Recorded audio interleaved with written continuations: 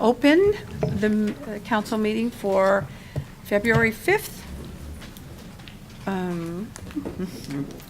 And could our city attorney report out Absolutely. Thank you, Madam Mayor. on the closed session? Sorry. That's okay.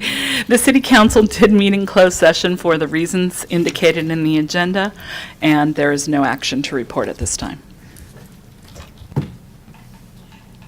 Oh, okay, sorry.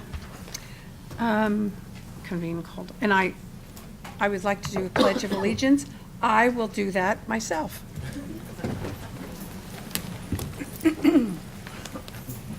I pledge allegiance to the flag of the United States of America and to the republic for which it stands, one nation, under God, indivisible, with liberty and justice for all.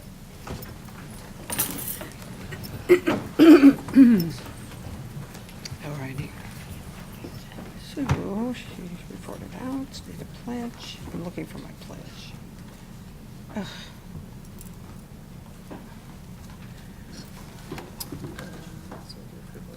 Now, at this, I think we need roll call. Thank you. Councilmember Edwards. Present. Councilmember Cook. Here. Councilmember Henley. Sorry. Here. Mayor Pro Tem Harrington. I'm going to throw this away. Here. Mayor Agarmati. Here. Thank you. Thank you. So before we move on to the approval of the agenda, I have something to bring up. One, of course, is reconsideration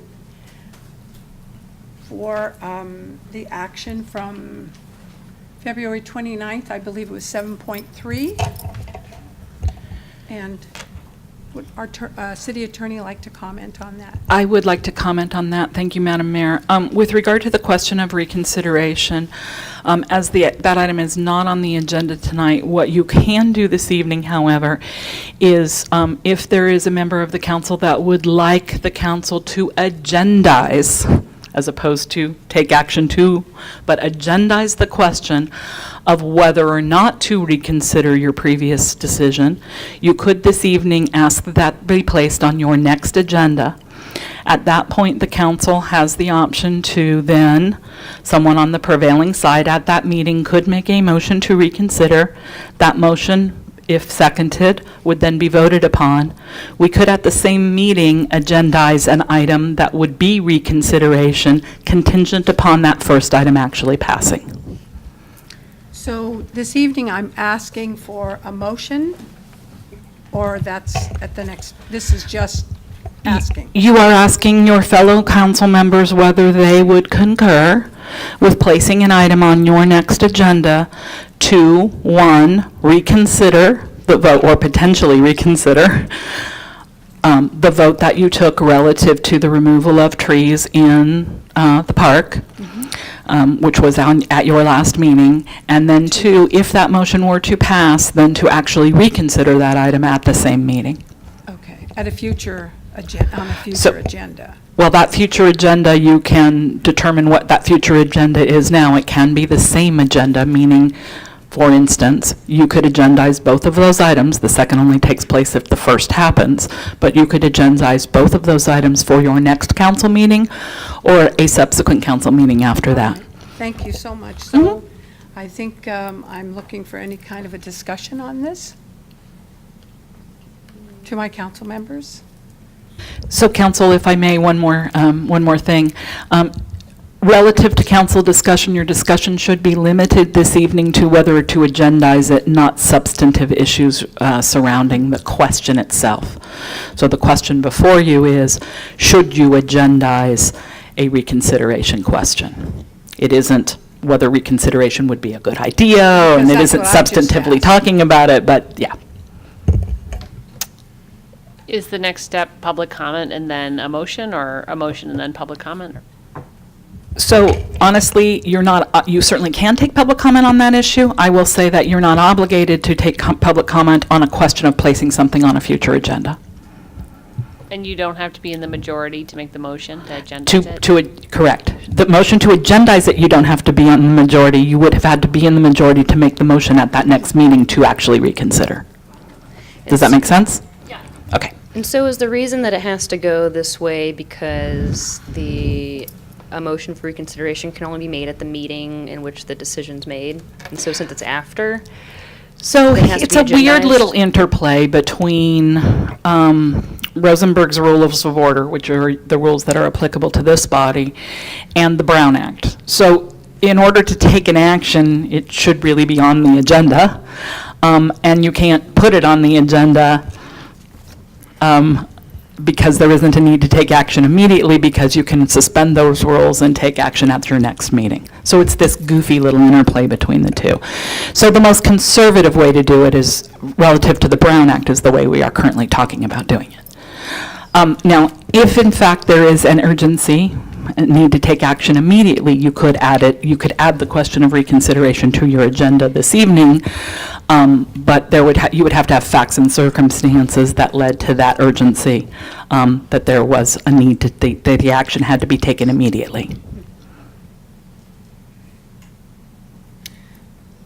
Thank you. I actually am making a point of order. We're not on television right now, I've been told. So we can continue. Can I just ask the city staff, is there an urgency for us to resolve this question prior to the next meeting?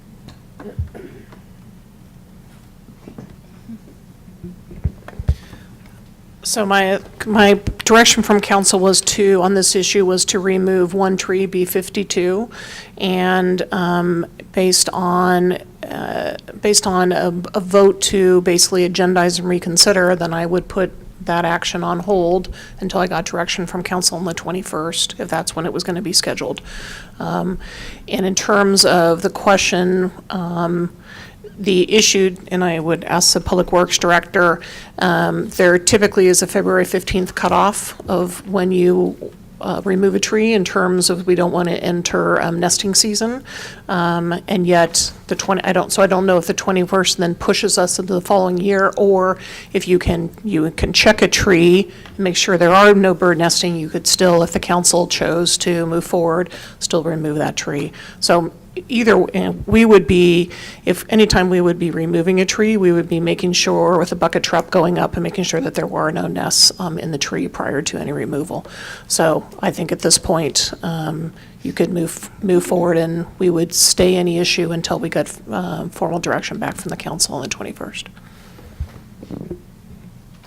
So are there, yeah. I'll make a motion to agendize at our next meeting a reconsideration of the decision to remove tree, is it B52? I'm like, that's a band, but it's the tree B52 from the plaza. Does it need to be anything else? Motion to, Second. And a roll call, please? Councilmember Edwards? No. Councilmember Cook? Aye. Councilmember Hunley? no. Mayor Pro Tem Harrington? aye. Mayor Agarmati? Aye. Thank you. Thank you. Thank you for walking us through that. I appreciate So it. that means that reconsideration, the question of whether to reconsider and the reconsideration itself have been agendized for your next meeting by a vote of 3-2 this evening. Yes. And is that the 21st, did I hear? Is that? It is. Yes. Thank you. And council, before you look at move past the agenda approval, I do have one additional item that came up after the agenda was posted I would like to have the council take action on. So on Friday night at 4:48 p.m., I received an email from county staff that we've been working with as we've been figuring out our FEMA reimbursement issues, and we've been talking with staff there for a number of weeks. As you know, the city had its own EOC open, but we also provided quite a bit of mutual aid support to the county. And so part of what has become clear in the last 10 days is that this county will be issuing a memorandum of agreement between Sonoma County and the school district, so that all the costs from the school district shelter will flow through the county's FEMA application. And there is also the opportunity for the city, which I did not hear about and was not clear until the email Friday night, and then a conversation today, that we also as a city have some costs that are related to mutual aid for the county, and those costs could go through the county's FEMA application versus the city's.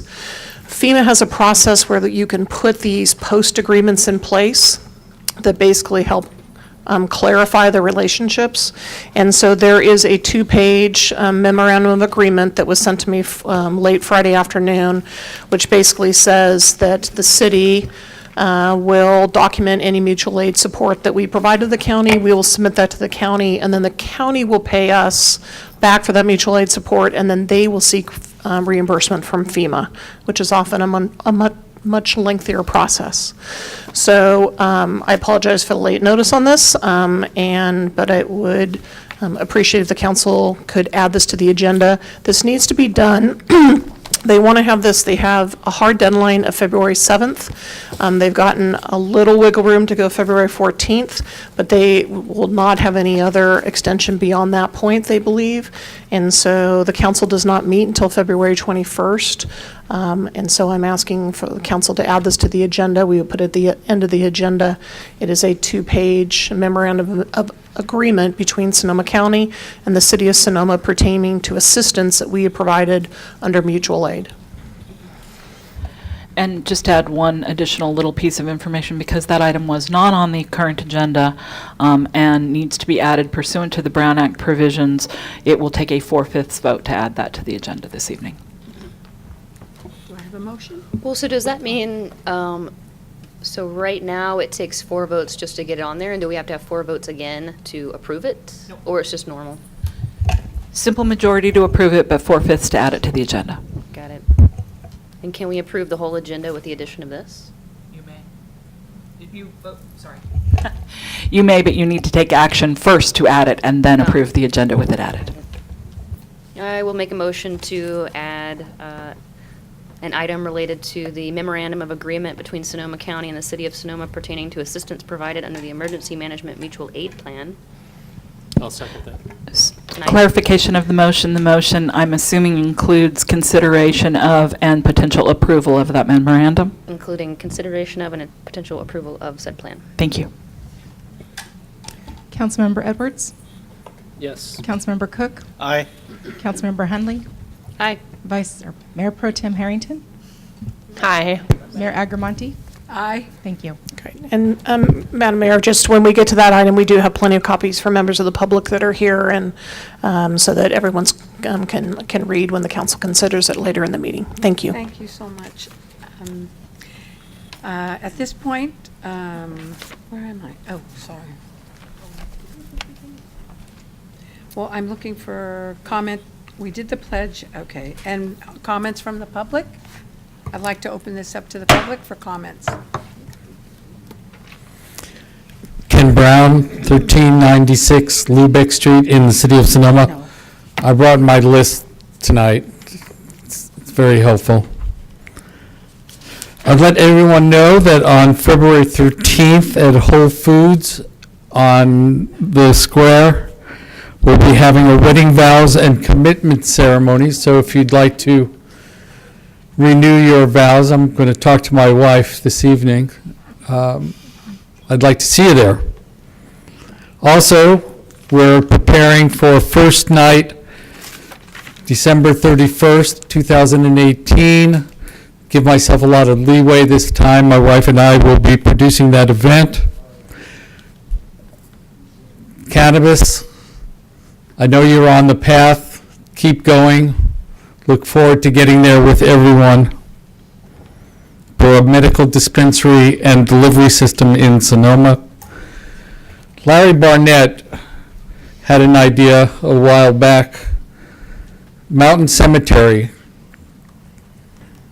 Cemetery plots with views.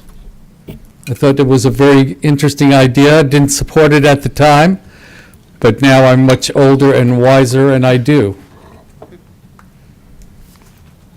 And I just want to thank Mayor Agramonte for coming to the plaza on Saturday and having a fruitful dialogue about the ginkgo tree. Thank you, ma'am. You're welcome.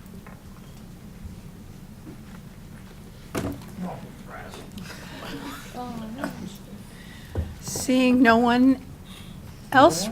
Oh, stepping to, okay. Good evening, Mayor and Council.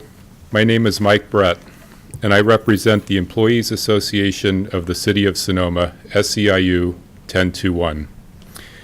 I am here tonight because we need to resolve a lingering issue with salary in regard to our contract negotiations.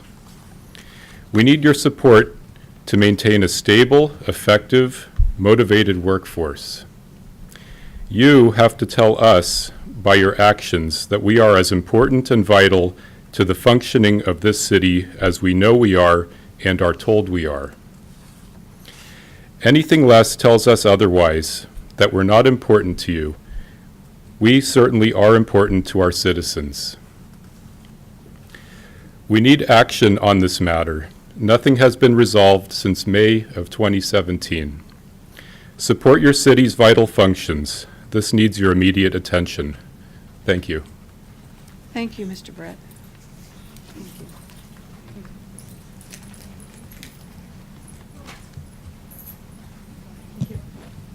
Look at that little guy.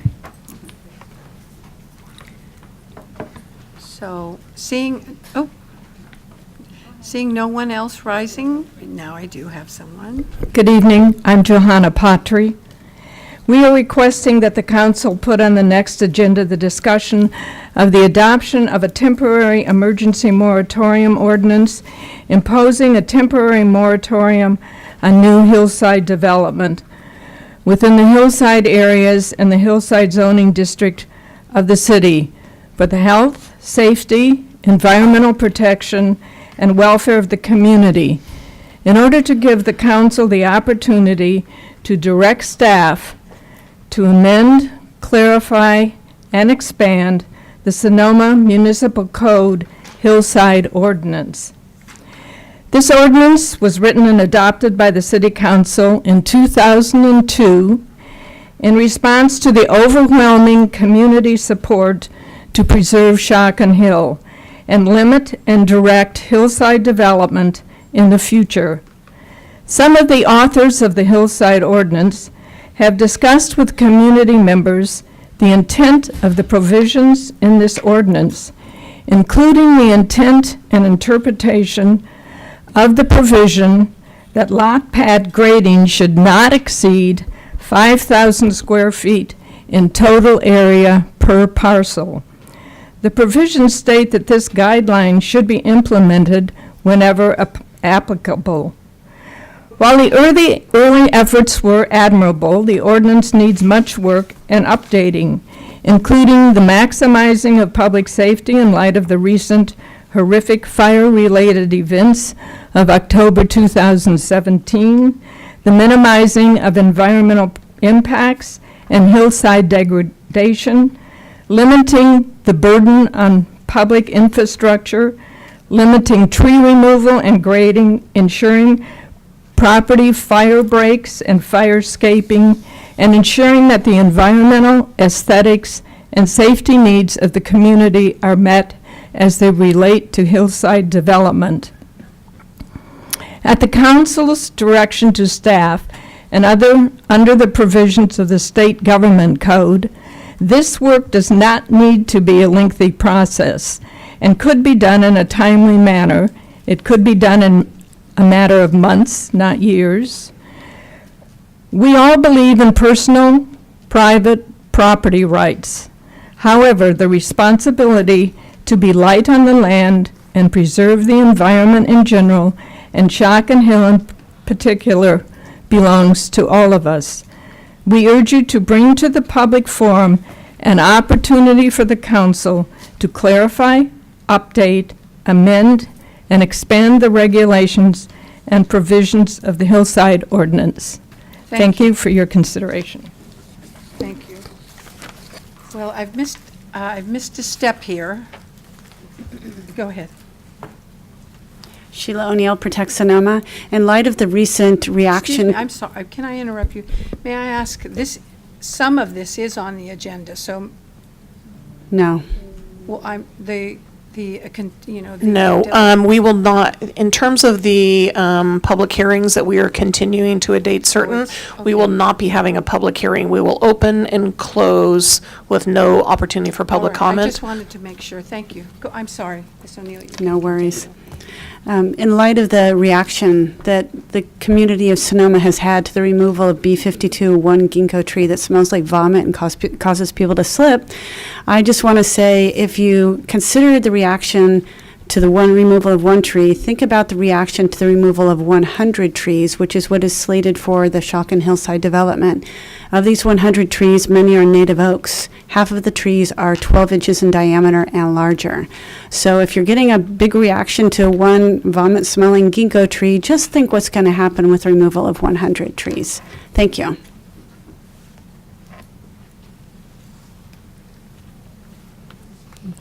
Carol Allison, do you need my address or what's the deal?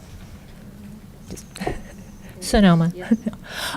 Regarding the trees, thank you so much for reconsidering, putting that on the agenda. And I also just want to make sure that everybody, that you all know, we need to change a vote. And there are many people who are standing ready to provide information and support for what it would take to have the alternatives to having the tree removed. So I hope that that can all be considered and taken into account when the votes are taken again.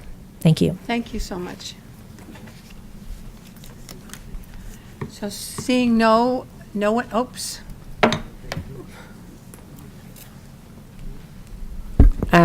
Regina Baker, Sonoma, California. Thank you, Madeline, for the reconsideration motion. I'm in defense of the trees. We all like humans. However, humans could not exist on this planet without trees. So they are equally, maybe even more important. We wouldn't have wildlife, we wouldn't have birds, bees. So trees are maybe more important than humans, which apparently are ruining our planet.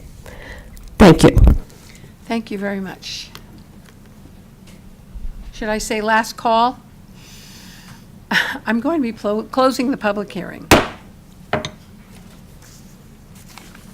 And I actually have to take a step back because we never did approve, I never did get an approval of the agenda. I apologize for that. I took out a step. And I know City Manager Kathy Capriola, you actually did add something to the agenda. So I apologize that I took us all out of that step, but that's where we are right now. I would like to make a motion to approve the agenda Second. with the added item. Roll call, please. Still second. Oops, sorry. Councilmember Edwards? Yes. Councilmember Cook? Aye. Councilmember Hunley? Aye. Mayor Pro Tem Agramonte? Oh, I'm sorry. Mayor Pro Tem Harrington? Sorry. Aye. And Mayor Agramonte. Aye. Mayor and council members of the public, and for respect for folks who came for other items, we'll put that at the end of the agenda. Thank you. Thank you. At this time, oh, we already did the public comments. I think, should I open that again? No, we're good. No. Okay, meeting dedications. I do have a meeting dedication. Dr. Richard B. Sheridan, he was known as Dr. Dick.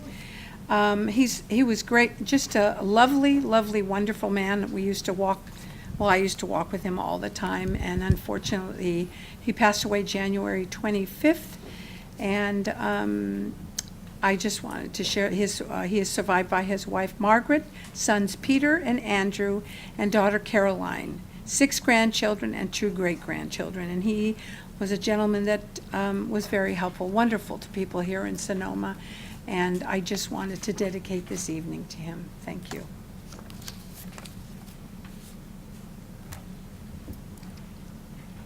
Alrighty. At this time, I have a presentation by the Valley of the Moon Water District to the city in recognition of the work done during the October fires. Good evening, Council. Chris Petlock, 426 Napa Road, Sonoma. Tonight I'm here representing the Valley of the Moon Water District. For anybody that doesn't know, Valley of the Moon Water District serves the citizens of the valley from Leveroni Road down near Temelec all the way up to Dunbar and Warm Springs Road north of Glen Ellen. So during the fires,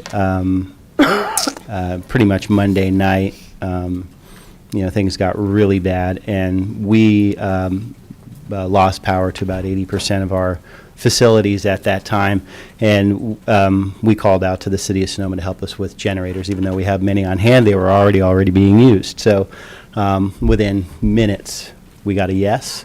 Drove right over, picked up that generator, and was able to get the water back on, which, for anybody who doesn't know Sonoma history that well, the reason for the water district forming was 1964. There was a similar firestorm, similar pattern.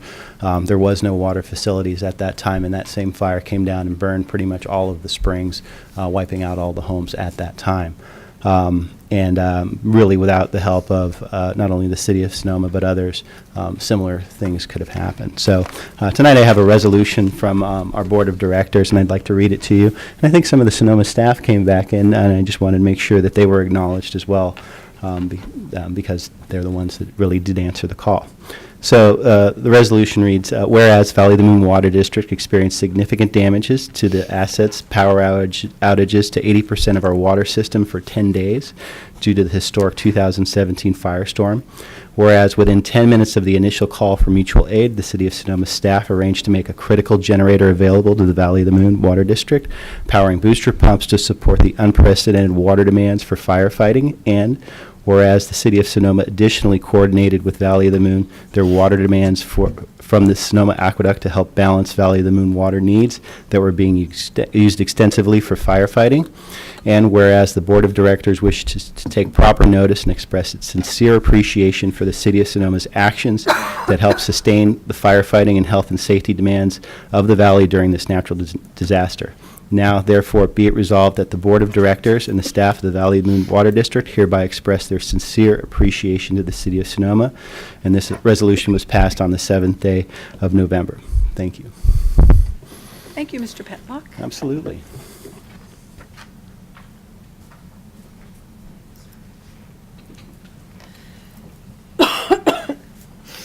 We're now moving on to the consent calendar. Consent calendar are considered to be routine and will be acted upon by a single motion. There will be no separate discussion of these items unless members of the council, staff, or public request specific items to be removed for separate action. At this time, the council may decide to change the order of the agenda, and there are 2 items on the consent, Madam Mayor.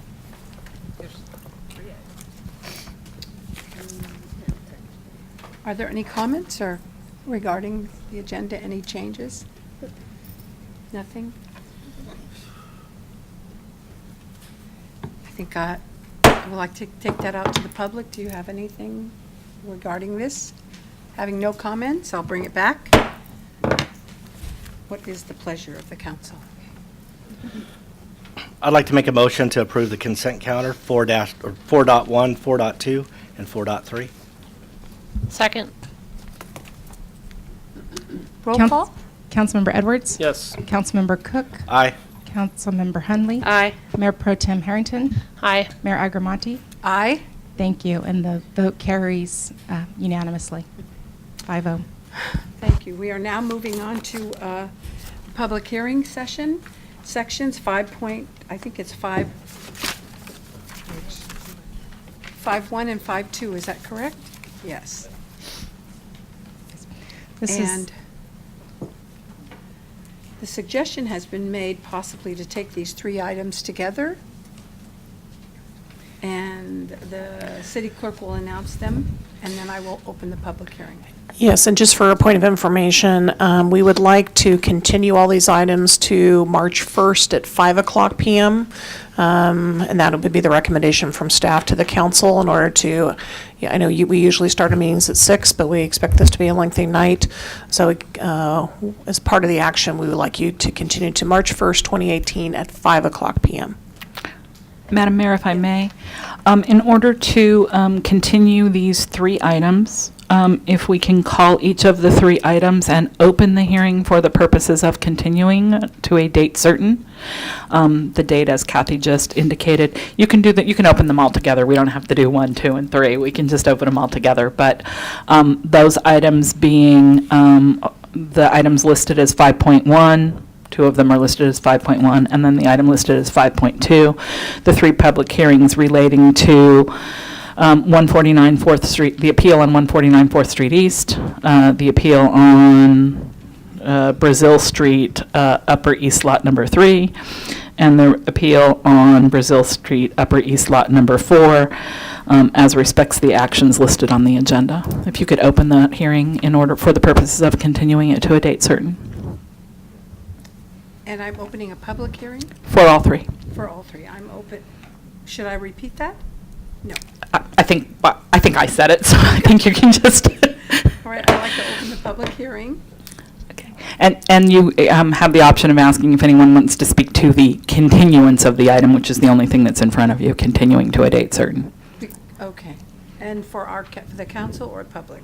Either. Either. Okay, did we have any comment? No comment? Nothing to share. Then I'd like to open that up to the public if you have anything you would like to share regarding our continuing these 3. Hearing none, and I think we're looking for a So, motion.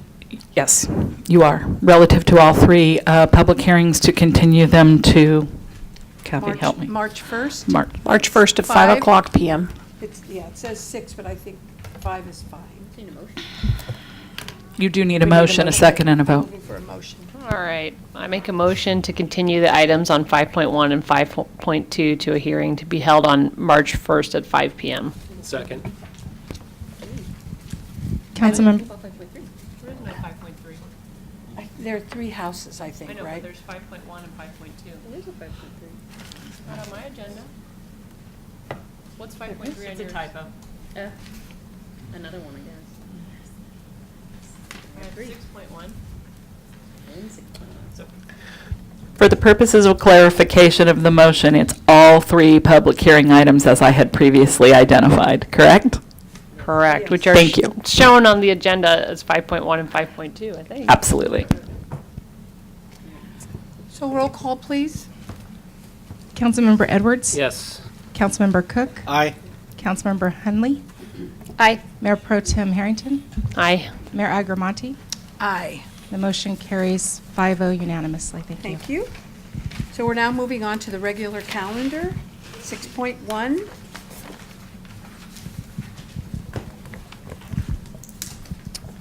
And City Clerk will announce this, the item.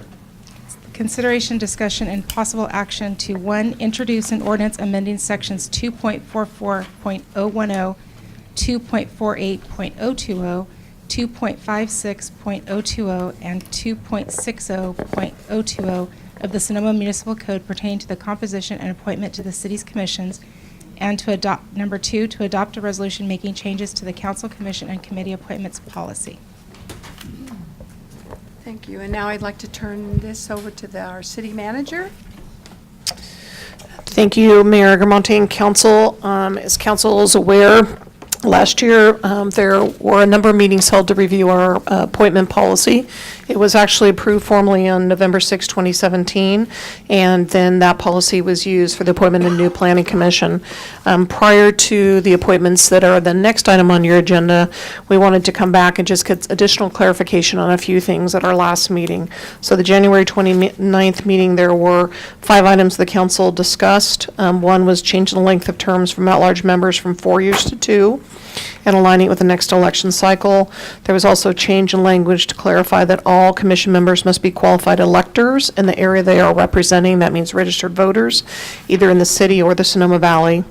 Also, the selection of a Sonoma Valley resident in an at-large seat shall remain optional. Number 4, for the Community Services Environment Commission, there was the creation of a non-voting youth position that would be a youth 14 to 18 years old from the city of Sonoma. And then 5th, clarifying language to state that if a council member is not reelected or chooses to not seek reelection, their individual appointee stays on the commission until replaced. So those were some kind of fine tuning of the policy that council approved in November. And so in front of you are a variety of edits that need to be done, one to the ordinance that pertains to those sections, and then also a resolution that will then change your council commission appointment policy. So with that, the city attorney and I are happy to answer any questions. So do we have any questions? I can't believe you say no. Talked about them. We just did this last week. You go. Oh, God. Yeah. Isn't that when we started to fall asleep or something? Yes. Thank you. So I would like now open up to the public. Seeing no one rise to the podium, I would like to close the public session, and I'm looking for a comment. So I just had a suggestion. I know that we have changed these things recently, but I was wondering if my council would consider the suggestion that was made for the at-large seats to have them be on an odd year so that they don't line up with our individual appointments, so that there aren't potentially 6 commissioners at once overturning. Not that I think that would happen, but if we pushed it back so that our at-large would have until 2000, I guess, just push it back a year so that it's basically even years we do ours, odd years we all do it together. So a 3-year term, maybe instead of a 2-year term? Well, that would be what to start with, but then it would just sort of stay on the odd year. It's just how to get to the odd year. But it's, I mean, it's just purely a suggestion on just how to space it out a little bit so there's more overlap. So I'm not sure I know which is the odd and which is the even year, and I apologize for that. So you have 3 council members who are elected in the odd year and 2 in the even year, the other way around. Well, and so, okay, for example, this past year, election was 2016. We're doing a commission appointments in 2017, so I had it backwards. So it would be right after the election is the individuals, and then a year later would be the at-large. So it's basically 1 year we're doing individuals, 1 year we're doing at-large seats, instead of every other year doing all of our individual and our at-large together. Well, you only do your individuals with the seat of the person who was elected, right? Well, it's just it'll be either 2 or 3 depending on what the election year That's is. right, exactly. So you just want to, you want to try to push, you want to stay with the 2-year term, but you want to try to push them to the first term so that it's on the opposite year of council elections, basically, is what you're trying to say. Yeah, I'm not trying to make it complicated, but it's just theoretically on a 3-seat year, if there are 3 people elected, that's 3 new people plus 3 at-large seats for each one, so that's up to 6 people. Whereas you space it out, then it would be, you wouldn't be doing it all at once. If, for some reason, everything just got completely cleared out. But just a friendly suggestion if anybody else is interested. It's slightly quirky in that you are making them that way the first time, but then thereafter, I guess you are making them every 2 years as it's currently written, but you're also making them in the case of a resignation, et cetera, as they become vacant. So you still can't guarantee they'll be on a specific schedule. So even if someone resigned, then they wouldn't be a part of the regular commission applicant process?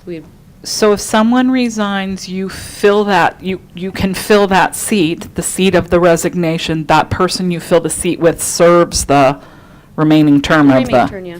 Yeah. So basically, this today would only be making the very first term such that after that, the 2-year term already in this policy is staggered. Yeah, that's right. That's the language we can put in the proviso.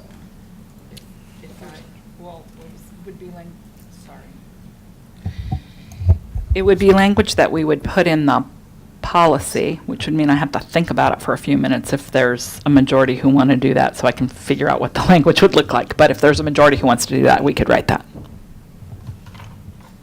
Well, now I bring it back to the city council. Do you have any thoughts about what Councilmember Hundley offered, and as well as where we are here? Doesn't look like it. Where Pearl, okay.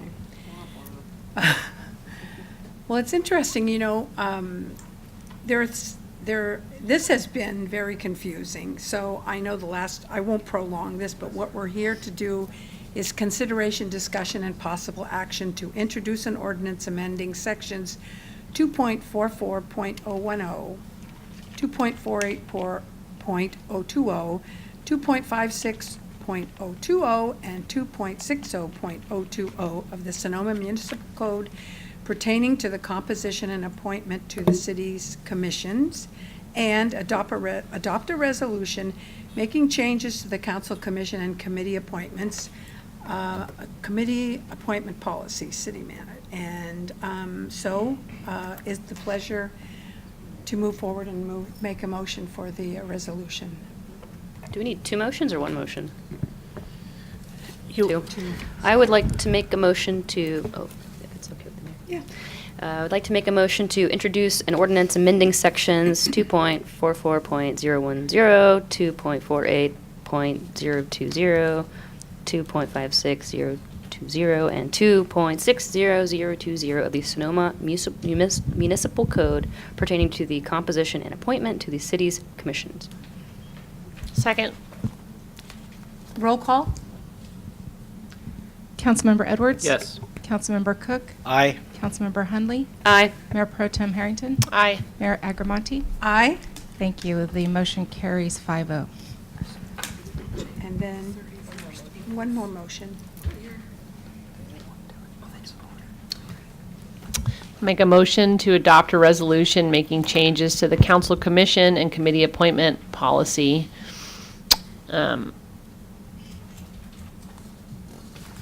I'll second that. Roll call, please. Councilmember Edwards? Yes. Councilmember Cook? Aye. Councilmember Hunley? Aye. Mayor Pro Tem Harrington? Aye. Mayor Agramonte? Aye. Thank you. The motion carried unanimously 5-0. Okay, we are now moving on to 6.2, consideration, discussion, and possible action. Let's see, what do I have here? Okay. Would you like me to read that, Madeline? Mayor Agramonte? Yes. 6.2 is consideration, discussion, and possible action to, 1, adopt a resolution to remove current commissioners from the Community Service and Environmental Commission, Design Review and Historical Preservation Commission, Cultural and Fine Arts Commission, and Traffic Safety Committee in order to implement the new council commission appointment policy. And 2, to make appointments to the City of Sonoma Community Service and Environmental Commission, Design Review and Historical Preservation Commission, Cultural and Fine Arts Commission, and Traffic Safety Committee using the new process as approved in the council commission appointment policy. Thank you. So are there any comments from the council? None? So, Manager? Madam Mayor and council members, let me kind of explain how the process is going to work. I'm going to have the city clerk come sit up here so that we can put these each commission on the display. So we will, the way your policy reads is that you will each make an individual appointment. That will take the 5. Most of your seats are 7. We'll talk through each, but we'll start with CSCC. And this is a 7-member commission with 1 alternate. You have just said that you want a non-voting youth. You're not going to make that action tonight. We will go out and recruit for that position, and that will come back at a separate time. The forms that have been put together by the city clerk, are you going to display that there? What's that?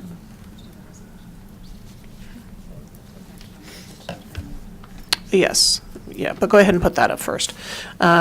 So there are, the format shows the applicants that are eligible for a city position, and then the applicants that are eligible for the at-large position. Again, the at-large position allows someone from outside the city limits, but you can only have one of those positions on each of the commissions based on your policy. So we will go through each of these. And the policy reads that we basically do a lottery, a random draw, of each, for each of the commissions to determine who goes first, second, third, fourth, and fifth, and your individual appointments. Once those are completed, then we will do the 2 at large, and then I will ask you for your, each of your votes for the alternate. Okay? Before we can appoint the new members of the commission, you do need to pass the first resolution where you are removing the current commissioners so we can reconstitute the commission. So if the first action would be to adopt a resolution, but I just want to be clear, there also is a need for public comment. So before you, I would suggest you go out, take public comment first, then come back, adopt the resolution to remove the current commissioners, and then we will go through each of the commissions to solicit your votes and determine the composition. All right, any comments before we go out to public? One question. So can you remind me for the commissions that are 5 members, how the, so for that one, do we not have the out-of-city optional seat on it, or is it just whoever gets to it first? I believe there's not. I actually believe that the city outside seat is available. However, it is available as one of you could only one of you could choose someone that is outside the city but in the valley, qualified elector of the valley. So we just go in order, and if someone You gets to go it in order, before and you, then you keep that's it. right. Part of the random thing is that way you have the ability to, whoever gets picked first, if then that person or someone early picks someone who is a qualified elector of the valley, nobody else would be able to do that.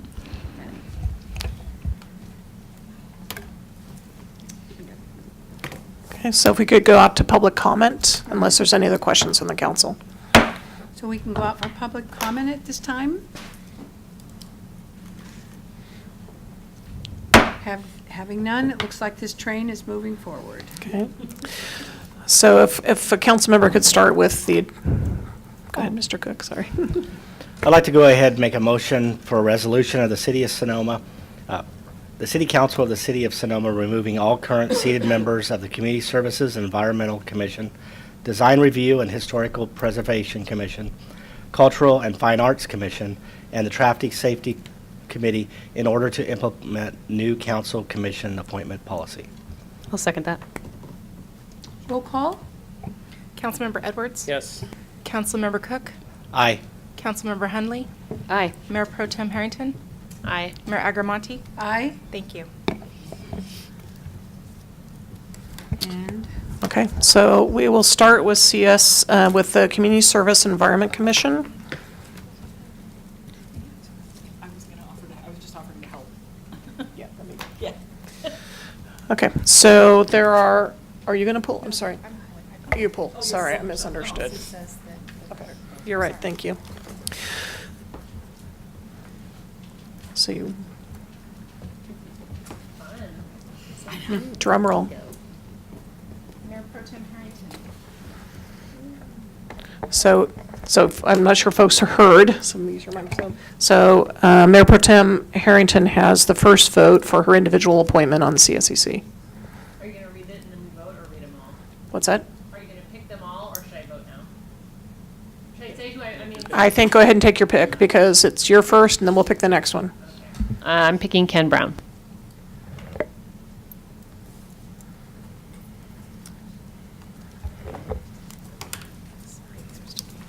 Next is Councilmember Cook. I'm going to pick Matt Metzler.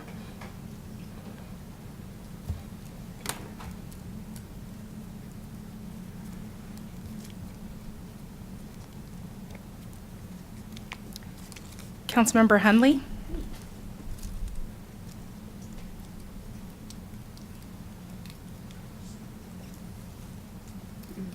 I would like to pick Kimberly Blattner.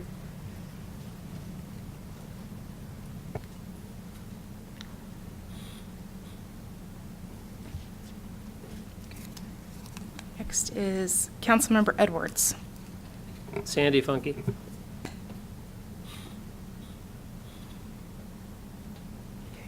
And then Mayor Agramonte. Jack Wagner.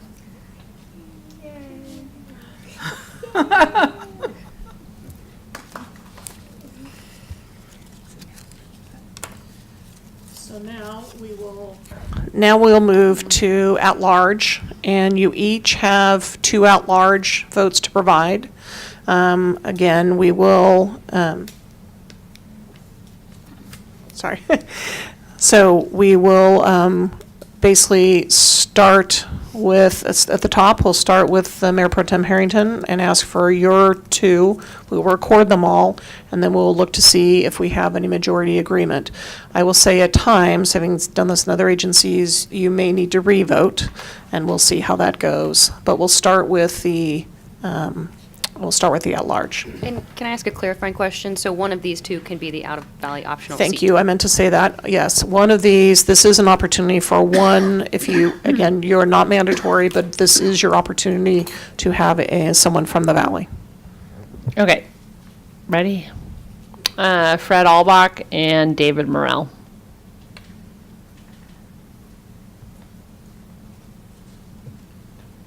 Okay, going next to Councilmember Cook. David Morrell and Fred Alabak. Going next to Councilmember Hunley.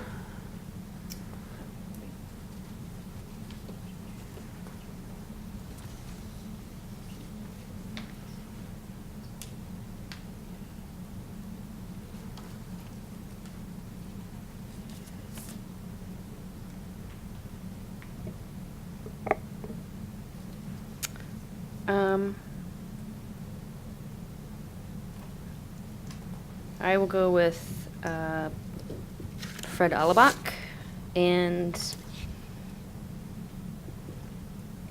I come to a point where everyone on my ranked list has been chosen already, do I go back and pick somebody else right now? Are you saying that you need to look at the Well, can I applications just again? pass at this point and see if we get to the vote at the end of this round? Do I have to vote? Do I have to pick a second person right now? Don't have to? But I guess the question is, are we coming back to you? Are you thinking, or are you just passing on one of your votes? Pointing out that her vote may largely be irrelevant by the time everyone else votes, so she might not have to vote. Yeah, I think my Okay. vote's going to be So irrelevant. it's So a, come it's a, back around it's a to me pass, if you a need. pass at this point. Okay, thank you. We'll now go to Councilmember Edwards. Laura Zimmerman and Randall Shields.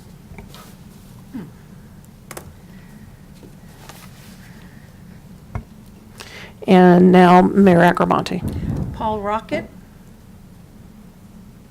And I'm in the same place as you. Paul Rocket. And Fred Alabak, I can say that again? No. You didn't say Fred yet. No. Can I? No, I. You can say Okay, that, Fred. but we'll have a conversation next about, in terms of just, sorry, Rachel, did you, or Did I coming? get passed, or I get delayed? Nope, I got delayed, we're coming back Okay. to you now. We're Okay. back? Yes, I'm going to go with David Morrell. okay, so I'd ask this clerk to circle where we have any majorities.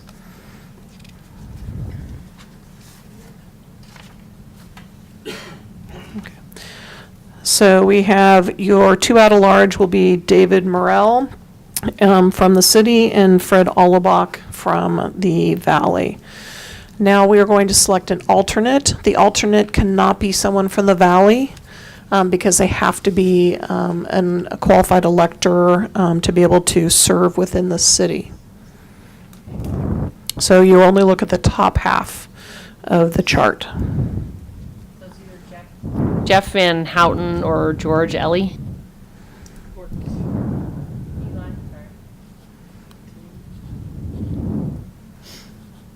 Yes, you're the 2 remaining. So you have 2 options. You can choose from one of the 2 remaining that have not been selected, Jeff Van Houten or George Eli. Your other option would be to not have an alternate, and that is also a choice of the council, or potentially ask us to go gather folks who might be interested in an alternate, but that would not happen right away.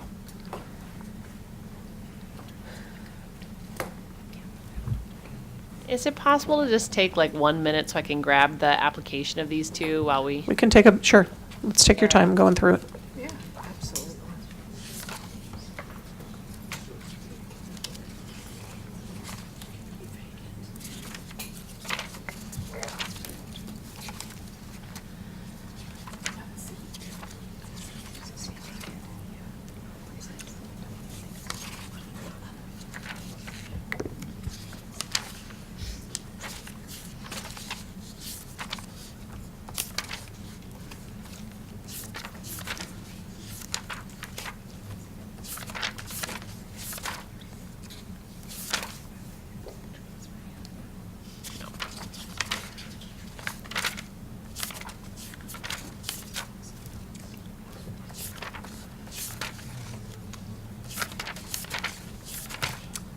Sorry.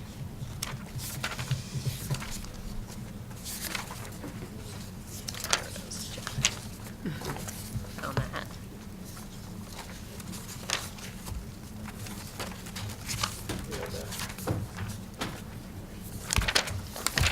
What is it? Speak amongst yourselves.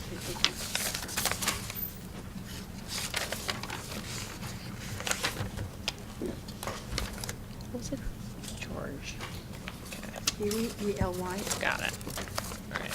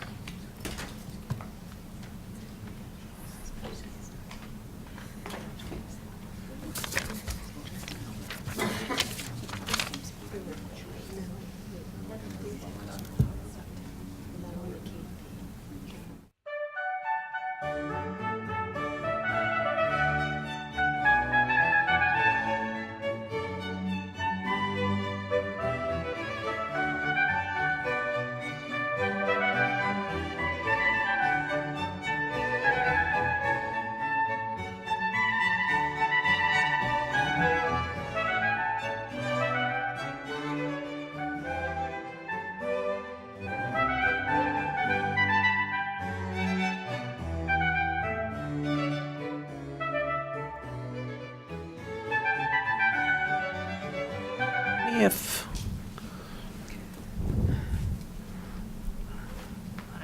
okay. All right. So we will start again with Mayor Pro Tem Harrington and ask for you for your alternate vote from a city elector. George Ellie. Okay. Next will be Councilmember Cook. Jeff Van Houten. Councilmember Hunley. I'm going with Jeff Van Houten. And next I'll go to Councilmember Edwards. George Eli. And then I'll finish with Mayor Agramonte. Jeff Van Houten? Okay. So Jeff Van Houten will be the alternate for the Community Service Environment Commission. Okay. So we'll now move to design review. And here on the design review, you have 5 seats and an alternate to pick. You have 5 city electors, and you have 2 from the valley. And so I will now, we'll go ahead and have the city clerk pull for your individual appointments.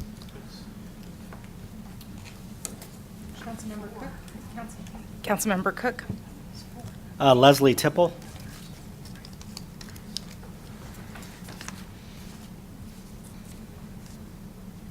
I'm sorry, can you say that again? That was, Councilmember Cook. Mayor Pro Tem Harrington. Terry Burt. I feel like bingo. I'm losing all my numbers. and again, I just want to clarify one thing on this. So here you have 5. 4 of them have to be city electors. 1 can be from the valley. So again, you only have 5. One of you can choose to pull someone from the valley, but once one of you chooses someone from the valley, no one else can. Okay. Councilmember Hunley.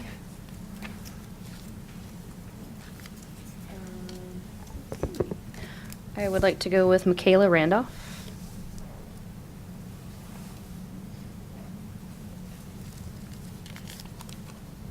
Councilmember Edwards. Charlie Cormany, please. And Mayor Agramonte. Christopher Radiver? Radiver? Radiver. Okay. I think he's Valley. He is. Okay. Doesn't that mean that the other person has to be Christopher Johnson? It does. So then we'll, in for terms of an alternate, you're at the So those are your 5, and then for an alternate, your choices, there really is only one individual, Christopher Johnson, but let's go through the vote and make sure that there's 3 votes to appoint him as the alternate. Otherwise, you do have the option to not fill an alternate position. Christopher Johnson. So we're going to start with Councilmember Cook, sorry. Councilmember Cook. Christopher Johnson. All right. Mayor Pro Tem Harrington. Christopher Johnson. Okay. Councilmember Hunley. Christopher Johnson. Councilmember Edwards. Chris Johnson. Mayor Agarwalty. Christopher Johnson. Okay. Thank you. All right, so that is your Design Review, Historic Preservation Commission. Now moving to Cultural and Fine Arts. Councilmember, So again, you'll be appointing 7 here. 6 have to be qualified electors. Sorry, the first. Councilmember Cook. George Thompson.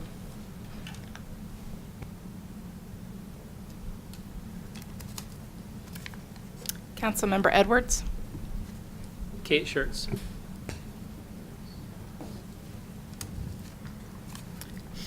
Mayor Pro Tem Harrington.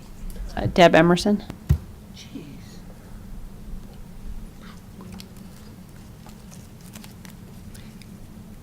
Councilmember Henley.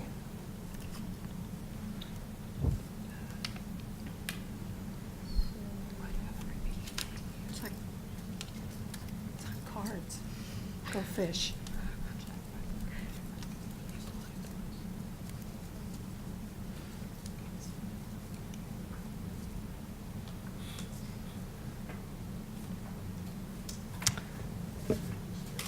What is the thought of someone being on more than one commission? Is that a incompatible office? Did you hear us whispering over here?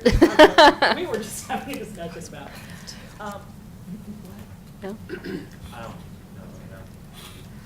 Do I have to like poll it? Just to take the other seat and not have to do 2 things?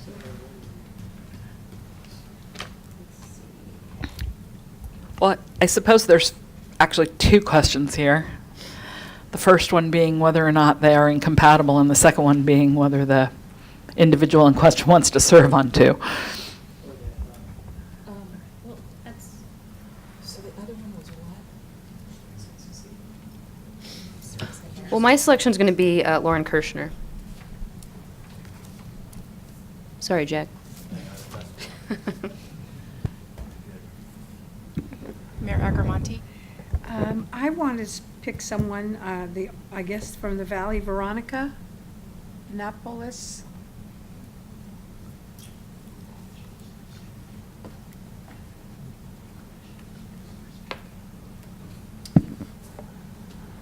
Okay, so now we'll go to your 2 at large.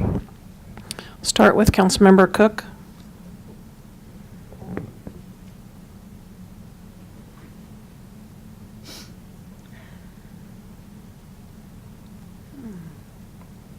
So I have a question. So an individual appointment can be the Valley seat if there's going to be an at-large seat?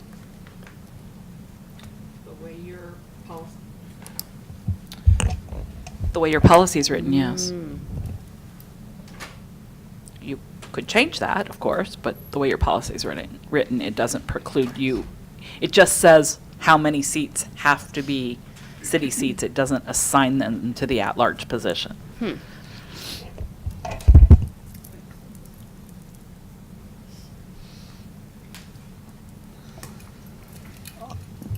So right now, for the at-large, because the mayor's picked Veronica, would be, So basically, at this point, you have to pick from the top half, so there are 3 candidates left. Mari Edlin, Jack Wagner, and Linda Ransom. I'll pick Linda. One Linda. out.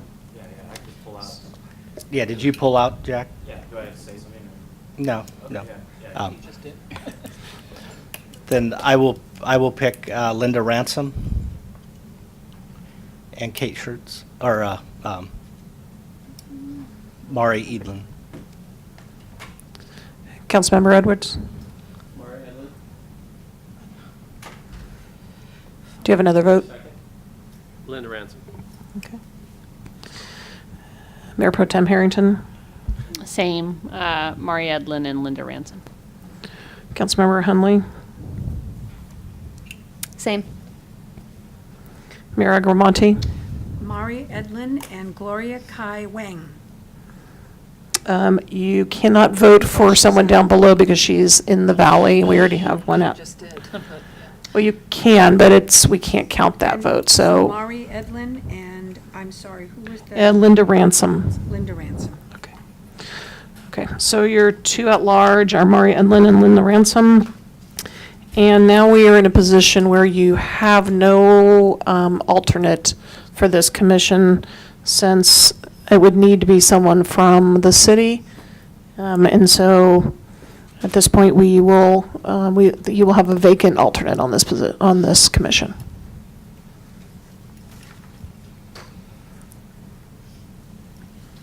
Okay. The last commission is traffic safety. First up is Mayor Agramonte. Oh, good. Yvonne Bowers. I have no idea because it's not in the ordinance. Mayor Pro Tem Harrington. Hunter Sauls. Oh, he was good. Hunter Sauls. Okay. Councilmember Edwards. Nancy Parmalee.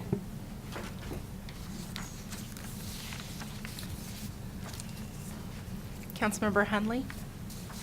Armando Zimmerman.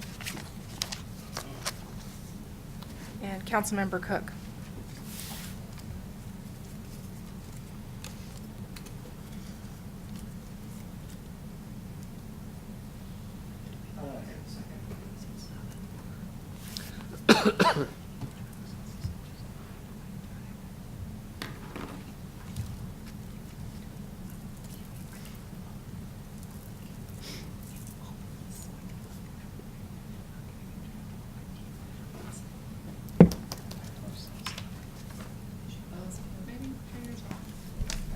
Christopher Woodstock. Oh, Woodcock.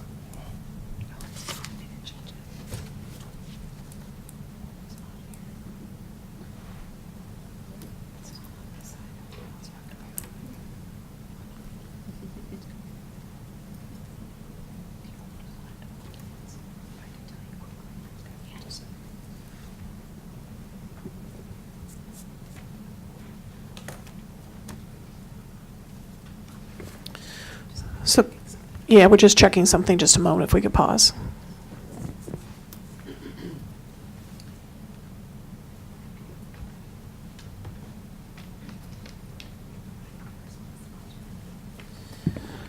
All right, so then the last question is an alternate, and again, since the alternate needs to be someone who can fill the city individual positions, then the options are Paul Thomas, Chris Argenziano, excuse me if I'm not pronouncing that correctly, and Marty Kohler.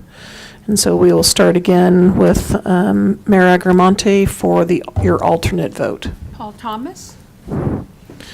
Go to Mayor Pro Tem Harrington. Paul Thomas. Next, Councilmember Edwards. Chris Argenziano. Councilmember Hunley. Paul Thomas. And Councilmember Cook. Paul Thomas. Okay, so your alternate is Paul Thomas. All right. And so that concludes, if we could have, Veronica, do we need an overall vote or not? A motion to approve the slate says they're done. I mean, it won't hurt anything, but because of the way you voted on it, you don't have to do it, because they've essentially voted. They have individual appointments. Oh, yeah, that's a good idea, thank you. We have people here this evening who are actually appointed to these, not approved possibly yet, but appointed, so would you please stand? Oh, this is great. Thank you so much. Thank you. That's a great idea. We're still broadcasting. we have to do the resolution. Okay. We're done? So according to our city attorney, you've taken your individual votes. They've been, and your at-large votes. So at this point, you have made your appointments, and we can consider 6.2 completed. Well, that's wonderful. Thank you so much, council. That was, wasn't as tedious as the last whatever meetings. Well, and in future years, you know, there's less seats to appoint in future years. So moving to the next agenda item. 6.3, city clerk will announce the item. Consideration, discussion on possible action, and possible action to ratify the nomination for the appointment of Jane Whitsett as the city's appointee to the Sonoma Valley Groundwater Sustainability Agency Advisory Committee for a 2-year term. Thank you so much. And now I'd like to turn that over to the city manager to give staff report and presentation. So, council, just briefly, this item is back before you. There was, over the holidays, there were some votes there, and the city, the way the process works is the mayor and another council member do interviews. We had a last-minute scheduling issue, and so the mayor did the interviews. And however, when it came forward, the full council was not comfortable kind of waiving the rules of having 2 council members do the interview process, and asked to have 2 council members, and council member and the mayor interview. And so we went back through the process. And with that, it was Mayor Pro Tem Harrington and Mayor Agramonte who interviewed, and they have selected and are recommending Jane Whitsett to be the city's appointee to the Sonoma Valley Groundwater Sustainable Agency Advisory Committee. And so this action is back in front of council for ratification, and I would turn it to the subcommittee if they would like to make any comments before we ask questions and then go to public comment. Would you like to add?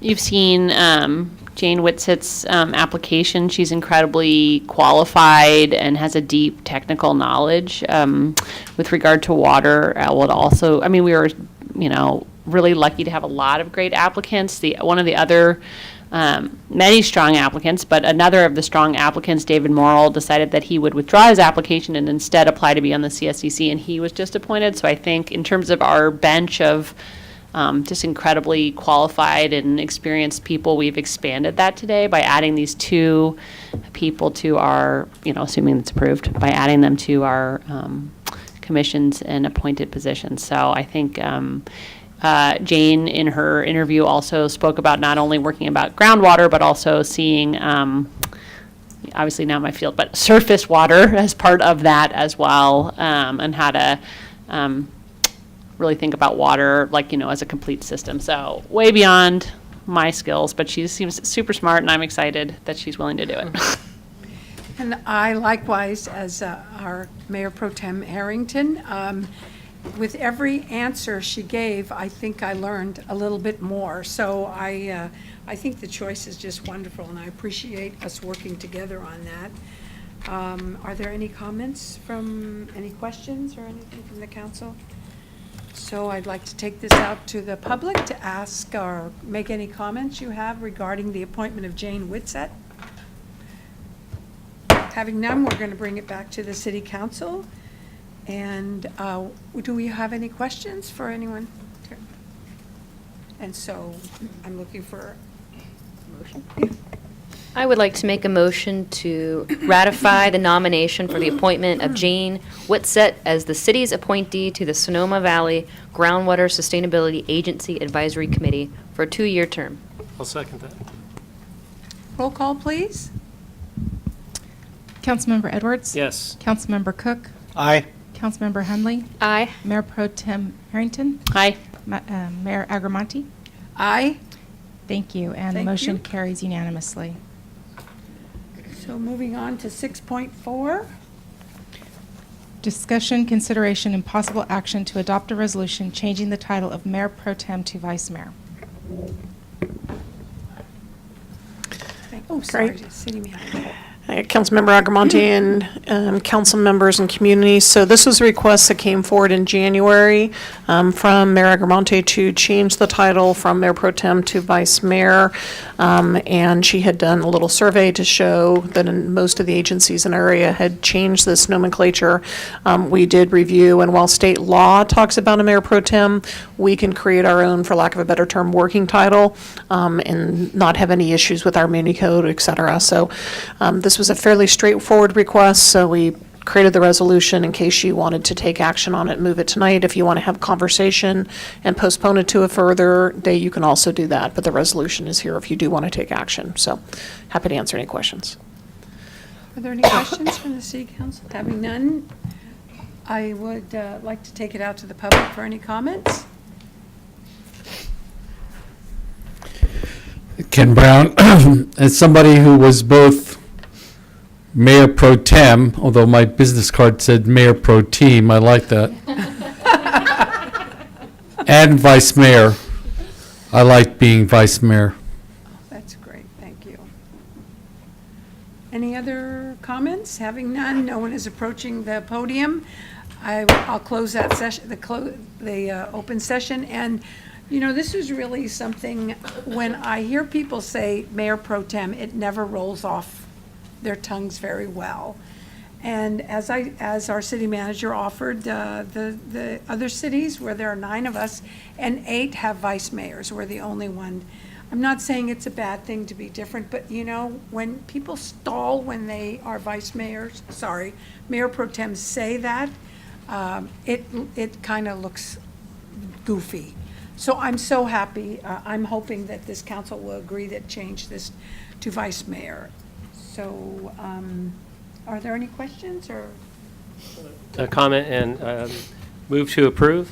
And being the last Mayor Pro Tem in Sonoma, I never went by Mayor Pro Tem. It was always Vice Mayor when they asked what I did because it makes more sense. So Thank you so So, much. I move to approve. I also did that. I'll second that.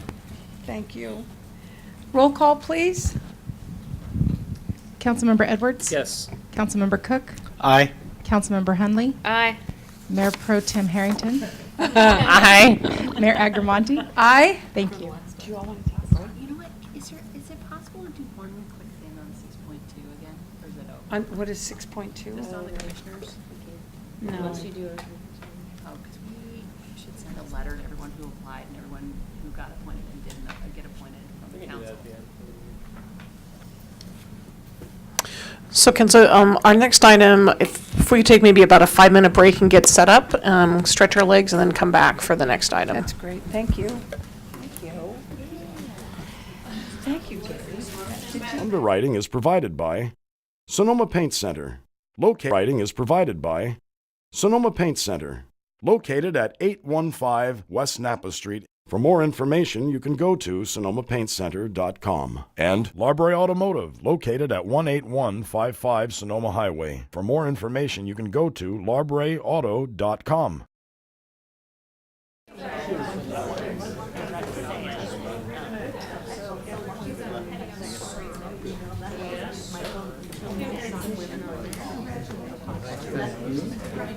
Congrats. Oh, good job. Yeah. Good job.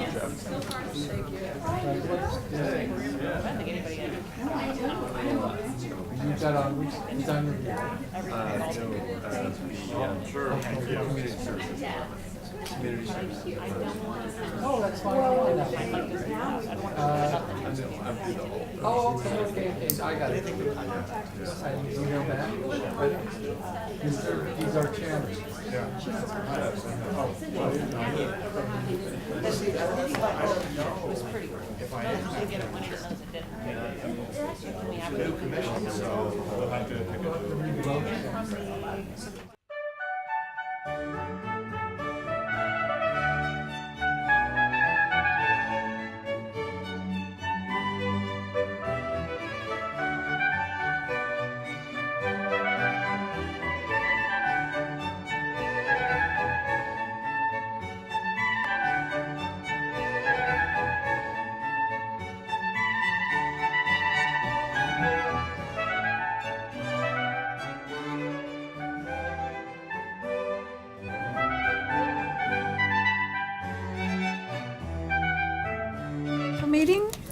We'll be hearing 6.5.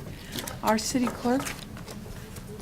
Wait, one more second for our Public Works Director to get back in the room. Thank you.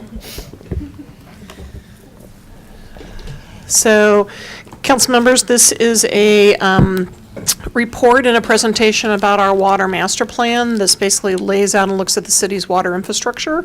With that, I'll turn it to Colleen Ferguson, our Public Works Director and City Engineer.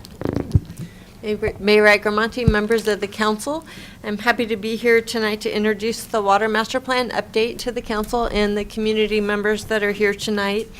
As we discussed last week when we presented the water team for acknowledgement at the council meeting, residents, visitors, and businesses in the city all count on the city to deliver high-quality, dependable water for drinking, cooking, cleaning, dishes, hygiene, landscaping, operating restaurants, hotels, and other businesses, as well as dozens of other uses every day.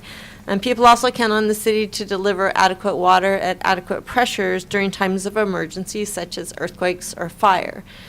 The Water Master Plan provides the city with a roadmap for management of our water system, so it's a really important thing to bring to you tonight. And it will take some time to present the Water Master Plan to the council because it is really important to the community, so we can follow this roadmap together through the water rate study and the capital improvement program budget process that will come later. The council has historically supported important investments in the city's water infrastructure to meet the objectives of supply reliability, resilience, and public safety, and you'll see that continued in the Water Master Plan that you'll hear more about tonight. So the analysis and capital projects recommended in this Water Master Plan continue this tradition and financial reinvestment for the continued vitality of Sonoma. The Water Master Plan update was prepared by a GHD consultant team led by Senior Civil Engineer Matt Winkleman. While it's easy to turn on the tap and enjoy the city's water, a lot of complex engineering work has to happen behind the scenes to keep that water flowing reliably into the future. So we're fortunate that Matt and his extensive experience with the city's water system was brought to this project, and he's here tonight to present the Water Master Plan update to the council. And I should note that project manager Catherine Catwall had an integral role in this master plan and getting it to this point tonight, and she'll be advancing the slides from Matt Winkleman. So if you see some sign language between the two of them, he's just indicating it's time for the next slide. Okay. Thank you, Colleen. Good evening, Mayor and Council, attending public and staff. I'm happy to be here to present this Water Master Plan update to you. The slide that's up now is an outline, an agenda for this presentation, which I would hope would take about 15 minutes, but I welcome your questions throughout. If something comes to mind, if you want to ask, however you'd like to do that, I would welcome that. So first, some background. The city owns and operates a potable water system that provides high-quality, dependable water for a variety of community needs. Colleen mentioned many of those a moment ago. But stepping back a ways, the original water system was developed by General Vallejo in 1850. Today's water system is something different. It distributes water from the Sonoma County Water Agency and city wells to approximately 4,400 customers. The water system is comprised of about 55 miles of 4 to 14-inch diameter pipelines, 3 storage tanks, and 8 wells, 4 of which are currently active. And the previous Water Master Plan was completed in 2011. Here's a graphic from the plan itself. This shows the city's service area. There are 3 zones in your water system. Notably, Zone 1 serves the majority of the population. And there are 2 other zones which serve higher pressures that are outlined as Zones 2 and 3. There are also 2 areas identified outside the city limits that serve customers that are outside the city limits. Some additional background. The city, since 2011, has completed several water system projects. There's also been changes in water supply and demand. The Sonoma Valley County Sanitation District has brought recycled water to the high school in Engler Park. And In accordance with the state regulations, you've completed in 2015 an urban water management plan update that is, I would say, a complementing document to this water master plan that looks at your water as well. So why do we do this? What is the purpose of a water master plan? First, we want to compare your water supply and your current and projected water demands. This is actually a feature of the urban water management plan, but we put it in a different context for this study. To evaluate infrastructure, that would be those tanks and pipes and wells that I mentioned. Prepare a hydraulic water model to identify deficiencies. Develop recommended capital improvement projects that address those deficiencies, and to set the foundation for a water rate study.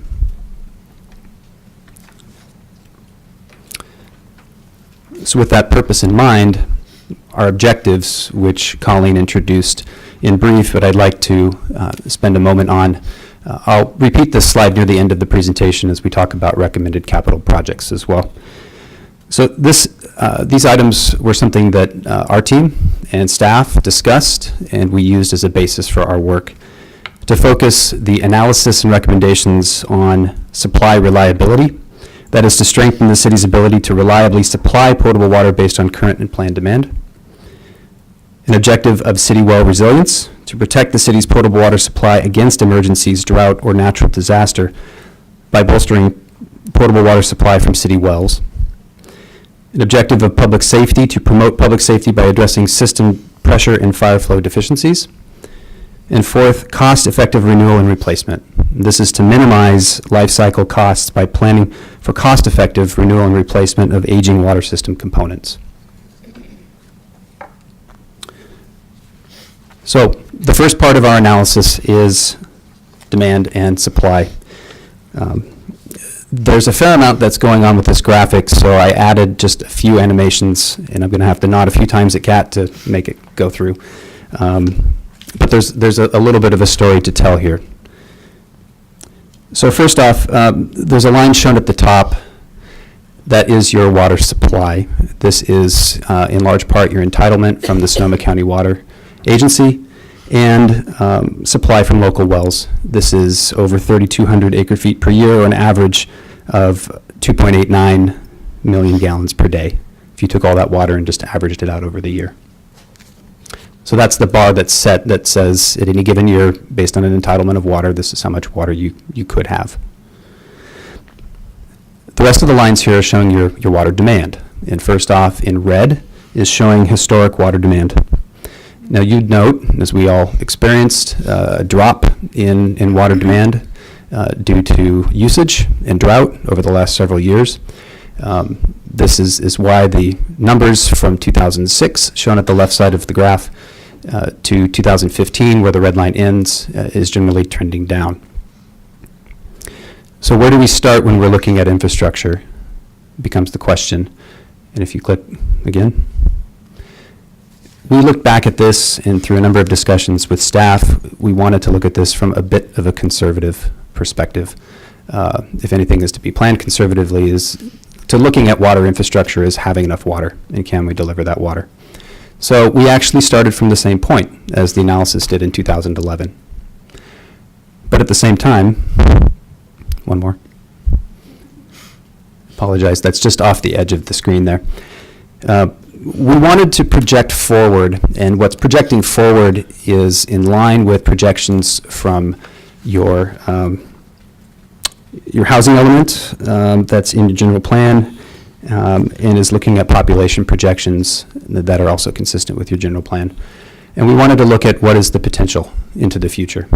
So we used that projection and looked forward to the year 2040, and these lines are parallel to each other, to see what the demand could be in the future. And it either comes up to numbers that are 2.09 and 2.31. And apologize again, those are just off the edge of the slide here. So what does that mean? It means two things, at least to me it means two things. And that is your demand is less than the available supply. Now supply can vary. So we have some recommendations in the Water Master Plan update that address that. But in general, on a normal year, you would have enough water to meet your demand.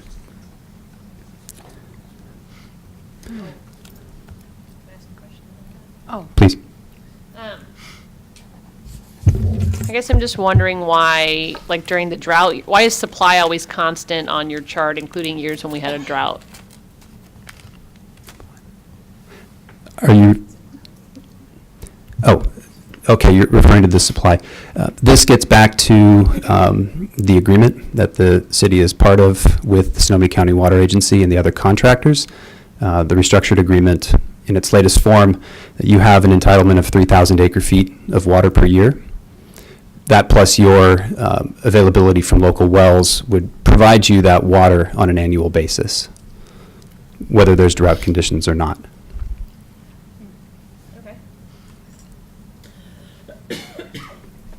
Just a comment on the drought that you see reflected in the red line on this graph. Locally, people in the water world often referred to this drought as a regulatory drought. So we were all asked to conserve water statewide, while Lake Sonoma actually had plenty of water in it to get us through the drought years. But we all did our bit to conserve, as you can see, but it didn't change the amount of supply that the water agency could provide to the city. I actually knew that because my dad told me, there's no drought.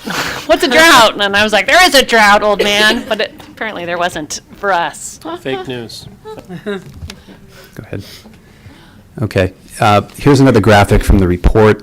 The detail would be difficult, and I'm not intending that you would gather that, but to note that the majority of the parcels within your service area are green, and that means that they would use less than 500 gallons per day. That's saying that the majority of your customers demand a relatively small amount of water compared to a few that you would guess in the community that would be higher water users.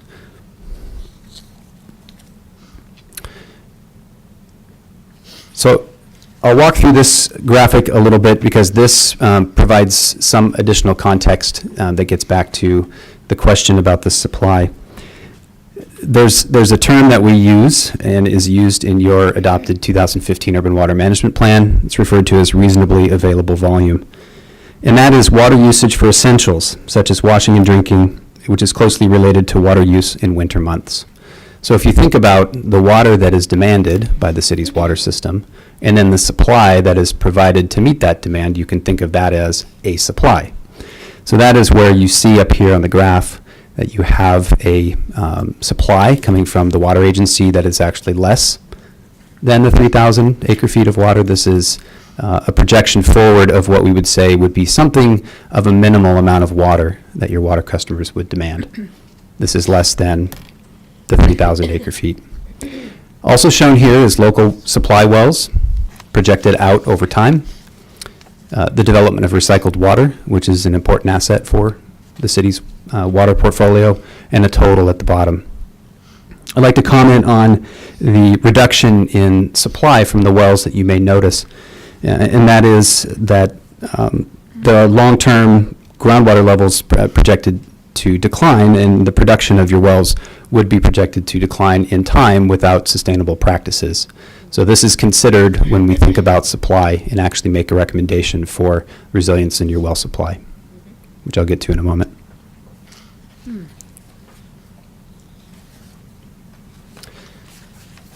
Okay, this is kind of the nerdy or engineering part of the presentation, so I'll apologize in advance. But it's important for us to understand the real basics of how the system works.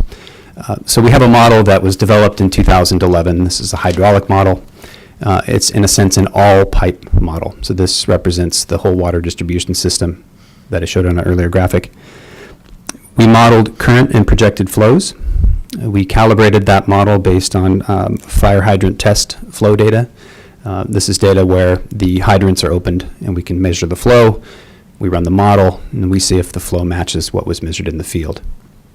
And then we evaluated the water system for pressure and fire flow. The results of that were some areas within the water distribution system that were found to have deficient pressure or deficient fire flow.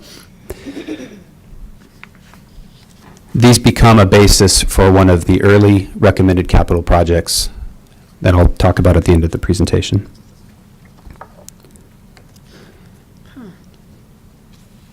Ready? Okay. Also looking at wells and emergency supply. The city has 8 wells. As I mentioned, 4 are currently active.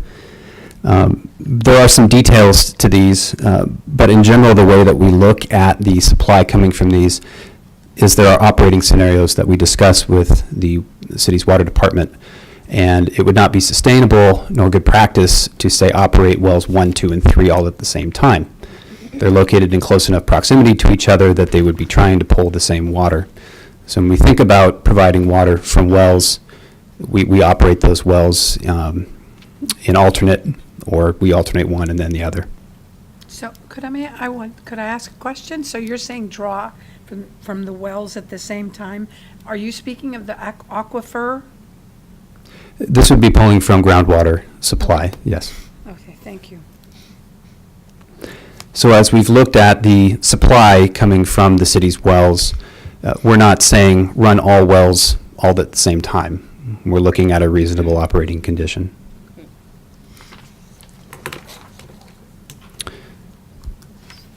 This is another graphic from the report. There's a lot that's shown on this graphic, and there was a lot of discussion with staff about what's shown in this graphic. But what I'd like to point out to you is this is putting some color coding to the pipelines in your system, which by dollar amount would represent the largest class for cost of your assets, those pipelines. The pipelines in red are asbestos cement pipelines constructed in the 1970s. So by perspective of the original construction of your system in the 1800s, they're fairly new. But by current standards, they are nearing the end of their useful life. And they would expected to run out of their useful life over the next several years. And I'm sorry, what material are those pipes made of? Asbestos cement pipe. It's a fairly common pipe material. It was installed in the 1970s. So an example of a renewal and replacement project for asbestos cement pipe is the West Napa Street Water System Replacement Project. That's a project where it was recognized by city water staff that there was a potential for leaks and a potential for a failure within West Napa. And with some planning in conjunction with Caltrans, there was a decision to renew and replace that infrastructure.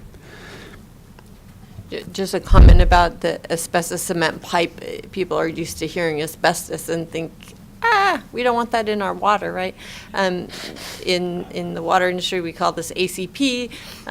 It's very common, especially at the time that this pipe was installed. It was the type of pipe that people install for water supply, and it's perfectly safe for transporting water around.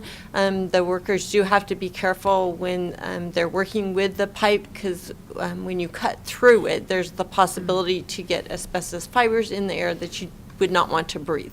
And disposing of the pipe takes special precautions, but for conveying drinking water, it's perfectly good. Thank you. So I mentioned how there was a determination to replace the pipeline in West Napa Street.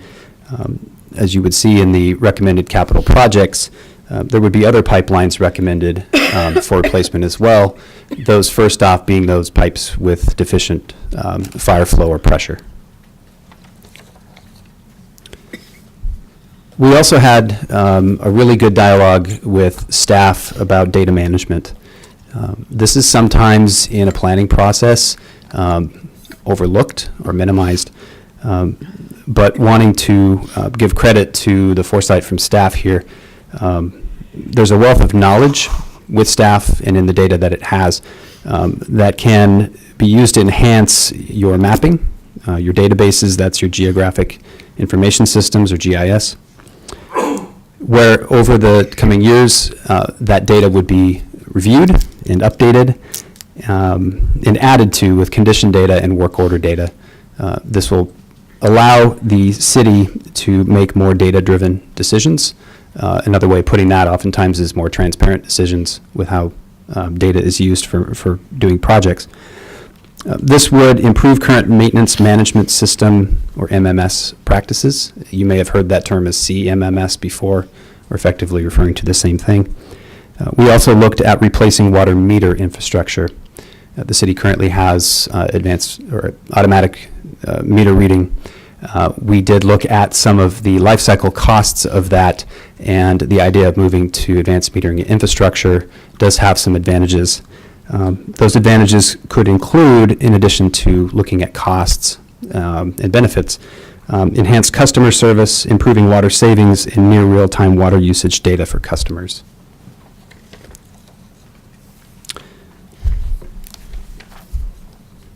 This is the slide that I said I would repeat. It is a good reminder back through all of that presentation to come back to what does that all mean and what do the recommendations ultimately mean for the city, where the objectives of these capital projects are supply reliability, city well resilience, public safety, and cost-effective renewal and replacement. So what's shown here is a different way of summarizing information that's in the plan. The project description, these are the projects that are identified in the plan, and the city's objectives are paired with those on the right. The first projects here, condition data. This gets at enhancing the data systems that you have and better understanding what assets you have. The renewal and replacement of existing pipelines is something that we would look at high priority projects in the first year and the second year. And through further understanding of the condition of the system, look to prioritize the replacement of other assets into future years. With that, there's fire flow improvements for pipelines that we know are undersized in other ways, or for undersized. These, again, trying to focus on those pipelines that we feel are the most likelihood to fail in a near term. To address well resilience, we did look at some options for well supply, and in comparison of rehabilitating an existing well or to develop a new well, the costs relative to the benefit made more sense to develop a new well. This is not a new conclusion for this water master plan. It was discussed actually in the 2011 master plan, and the result of that is the Field of Dreams well number 8, which was completed since the last plan. At that time, the engineering study behind the study talked about it would be smart to start planning for another well beyond that, so that recommendation is carried forward. Meter system, not quite. Meter system upgrades, this is your water meter infrastructure. Important, it's placed as a slightly lower priority in the upcoming slide. And finally, you would be required to do an update of your urban water management plan in the year 2020. And we would recommend, if the program goes forward, that there be a minor update to the water master plan. Certainly, communities don't do water master plans every 5 to 6 years, but when there's enough change in water usage and completed projects, it's smart to rethink. As Colleen put it at the beginning, this is a roadmap, and roadmaps can often change. So we did include a recommendation for that. Here are those projects on the previous slide put into the context of a 5-year time frame. And as Colleen, I think, will wrap up, there would be a rate study and there would be a period of determination as putting these dollars into context. What's shown here are dollars with multiples of 1,000. So the top project there is not $18, it's $18,000, and so on for a 5-year total. In today's dollars, these are not adjusted for inflation or anything, of $10.3 million. As I said before, there were some early prioritization projects that would be in and around the data and the understanding of giving that roadmap a better look into the future. If you dive into the real specifics in the report, you'll see that those early projects get the city to that point, and beyond that, it becomes more of a program of costs over time.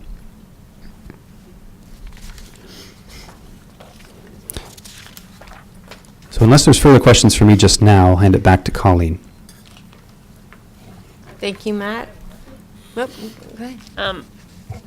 I guess my question is, in determining whether to use wells or, purchase water, if we have all these acre feet of water that we don't purchase and we're gonna basically dry up the wells over time. Why do we use the wells if we have other sources of water and it's depleting our groundwater?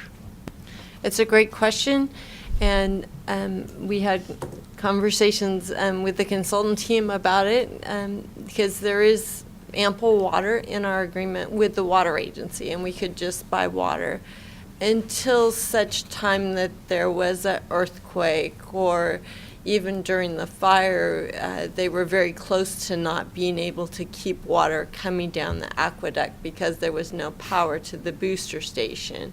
And there are also concerns if something was to happen to make the water non-potable for whatever reason. We are on our own a long ways from where the water's drawn out of the, below the Russian River. There's many points along the way to southern Sonoma Valley where there could be problems, and we need, I feel strongly that we need our own independent source of water for emergencies. So does that mean collection of water, groundwater collection of it in the winter, and then? Well, to me, it means being able to have enough well water to get through an emergency period, even if it's 2 weeks with people doing their utmost to conserve water, not watering any plants or anything, just the basics to keep humans healthy for 2 weeks as we get through a dire emergency. That's what we've focused on with this water master plan, is to have enough water to satisfy the community's emergency needs. Thank you. Can we just go back to the slide that says water supply current and planned? Is that possible? Kat, this one?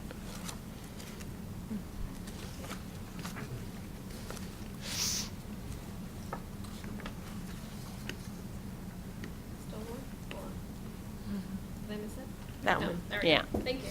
So I guess if it's an emergency system, I mean, is there why do we need to take that many acre feet per year now? Why not? Is it not feasible to have it? I mean, you're saying we need to have it as a backup, which is totally reasonable and makes complete sense, but why are we using it? Why are we going to use 174 and 250 and 195 until we're only able to get 50? Why wouldn't we not use it?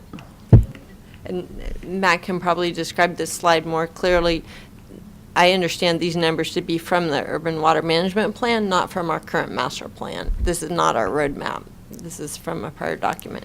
That's correct. It's also consistent with the Sonoma Groundwater Management Plan. We're looking at a condition where your existing wells would age and deteriorate over time. So we want to plan conservatively and would project, based on what we know today, that in 20 years' time or so, these wells would lose their the same capacity they have today. And there is some history in that from your current wells as well. So looking at a recommendation for a new well, in part would provide emergency supply today for the condition that Colleen mentioned, but would also be used in part to help augment or replace the deterioration of your other wells in time. Can I maybe just, what I kind of understood Vice Mayor Harrington's question, so are we with the wells, and we have the wells for emergencies, et cetera, but are we actively using that well water now, or could we choose to not use that well water when we don't need it in a year? Pump and use enough that we know that the wells can produce, but limit our use of well water because of the groundwater issues we have in the valley. I think that was part of the question I heard Vice Mayor Harrington asked. That was the whole question, yeah. Okay. Thank you for that clarification. Yes, we can certainly use our wells judiciously as we do. We're not using the wells now. We use them to help with peak demand in the summer. We don't pump well water during the winter at all. And I think the prudent thing for us to do is to keep using the wells enough to know that we have trained staff who know how to operate wells safely, and that we exercise the wells regularly so we know we can count on them in an emergency, but don't count on them for supplemental water supply day to day, because we do have adequate supply from the aqueduct on a normal basis. Does that make sense? We can limit the amount of water we pump. We don't have to pump everything we can. We can just pump what makes sense day to day. And that is basically what our water team does. We don't over pump our wells. I just was wondering if there's some benefit to using wells versus water that we purchase.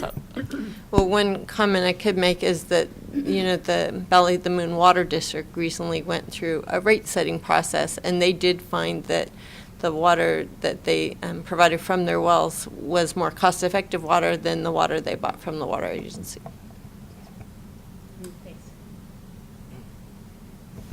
And I guess one question I had is, with all these graphs and looking at the local supply wells, how it goes down to 2040, has there been any thought in this slide as far as water banking, future water banking, like what we're proposing to do down south?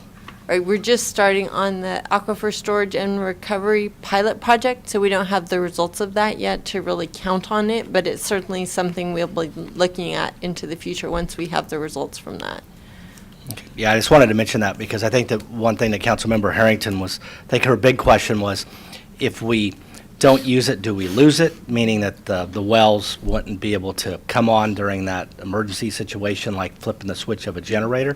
But with the thought process, hopefully for the city of Sonoma to come with some kind of a plan to re-energize these local well supplies, where well number 9, I'm not sure where that would go, but if it does come into our into our supply, that we would be able to feed that through the wintertime, and then we wouldn't have to, from Russian River water, and then we wouldn't have to worry about the depletion. That's a great point, and we're studying that. We'll hope for the best from that pilot study. And Councilmember Hundley has a question? Yeah, so on this water supply chart, I see a line for recycled water. And is recycled water a part of this kind of analysis, or is that, how does that overlap here? Is recycled water a part of all of this? And if so, how come it doesn't go up over the decades? The same team, essentially with the same leadership anyways, with Matt Winkelman, has been working on the recycled water feasibility analysis, and we'll be bringing that to council soon.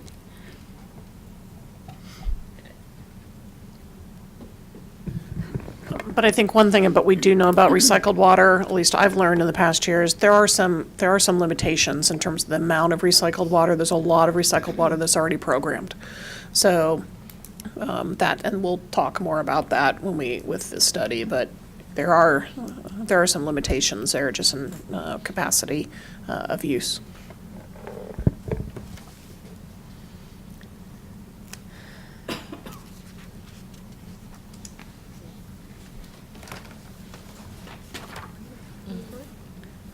Okay.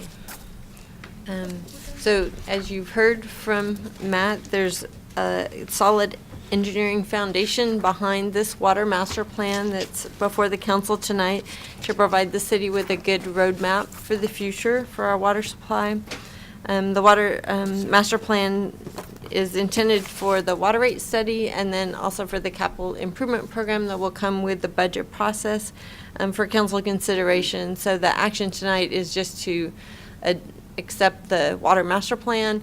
There will be later actions before council that will bring the information in the water master plan forward in the water rate setting process and the budget process later on.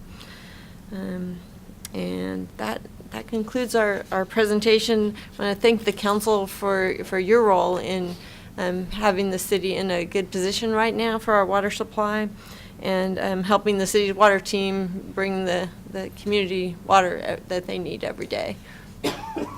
So are there any questions or comments from our council?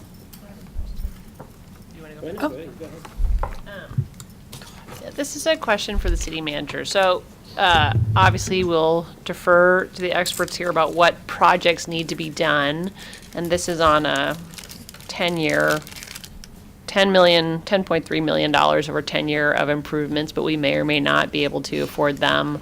And when we make the rates, we want to balance doing all of our improvements against the impact on rates. So how does that interplay work out of projects, all the projects we need to do, and then trying to get them done in 10 years? Like, what's the framework for that? Well, we will be taking the master plan will be given to our water rate consultants, and they will be looking at this information and putting within their model, and we'll look at what it does to rates, and then we'll be making some determinations, because there's a variety of things, as we talked about from our first policy objective conversation. And as we know, there's the capital improvements, there's also some reserve things we need to build, et cetera. So there's a variety of financial planning that needs to be done, and we will be vetting that through the water rate study. So, we'll be making it, as we go through that process, we'll determine, how much can we afford to do within this next 5 years, and if there's some things that need to be put off within the next 5-year study. And then how does that reflected back to us as council? Is that a staff work, or do you say, if we do these 3 projects, then the rates will be X, and if we don't do them, how are we gonna be part of that? I don't know that level of detail yet, because we kind of haven't gotten to that stage, but my sense is that, yes, we will be saying within this threshold what we think is reasonable. That means these projects are in and maybe these projects are out. So that level of information, it's actually great timing that we've got this master plan right now fresh, because we'll be coming back, in about 60 days or so and talking about that financial management plan, and we'll be able to look at this level of detail. So my comments and questions were on the same lines. So we have Highway 12 that's going to be redone by Caltrans, and it'd be great to start thinking about these projects. What pipe, I couldn't really tell from the map what's on Highway 12, but I would be in favor of moving, with our water rate study, moving forward as quickly as possible and taking as much money as we can at this point, because as the presenter spoke about, it's going to cost 5 times as much in 15 years than it does now. And I would be, I would promote moving it along as quickly as possible. And then getting rid of the asbestos pipe down the road is going to cost more as well. When you start thinking about all the extra costs of getting rid of environmental hazards, I would do as much as possible as soon as we can, and keep that in mind with our water rate study. Thank you. I think the other thing, just for council to remember, and we can look at this, these are 30-year assets, right? And so coming up with all the money you need right now in your current operating cash flow sometimes isn't possible, and that's why you might go finance some of these pieces and go bond or look for a long-term loan, or so those are other things, or private loan. There's different things that can be explored as we get a better sense of what we want to do. Anyone? Oh, sorry. So going back to this recycled water situation, so we haven't seen any results of this feasibility study. I don't know, it sounds like it's going to come out and say that it's not feasible.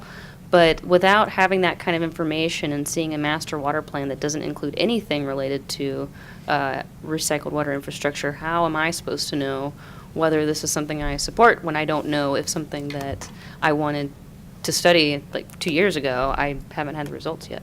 So how am I supposed to know?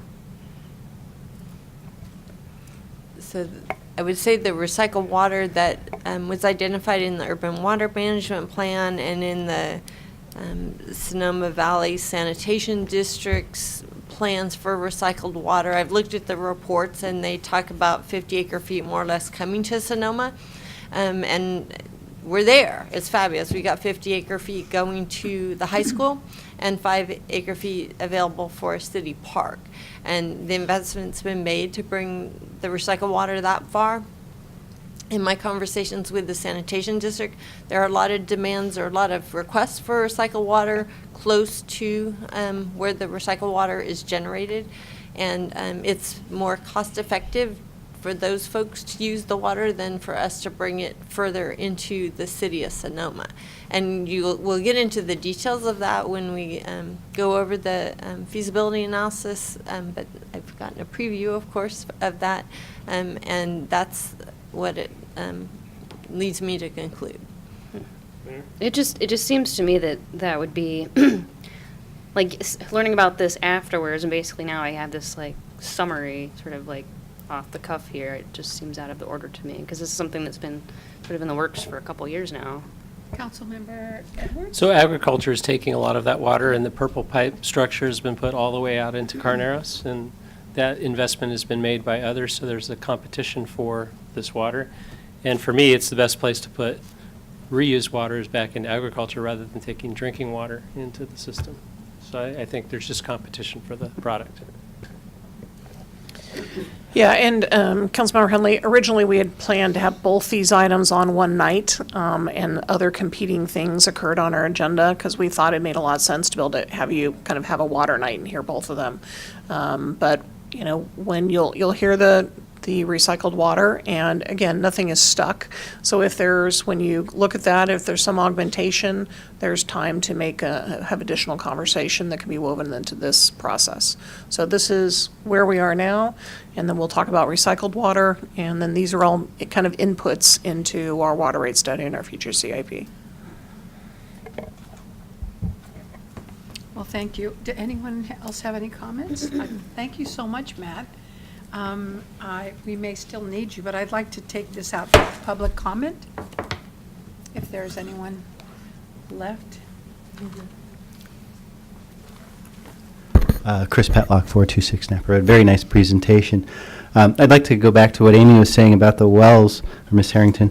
You know, those wells, when you bring an acre foot out of that well, it's probably $90 an acre foot. When you buy it from the water agency, it's $310 an acre foot. And every year it's going up 10, 15, 20%. I mean, if you remember back 7, 8 years ago, it was going up 20% every year. It really puts us at a big disadvantage when it comes to controlling our own costs. I know the GSA is coming on board. So when you think about drilling a new well, if you do that, you know, drill it up in the hills out of the way of the GSA so we can, again, further maximize the value for ratepayers here in the city. Water is very expensive here in town, and this rate study shows, or this water master plan shows why, because we're not maximizing our wells.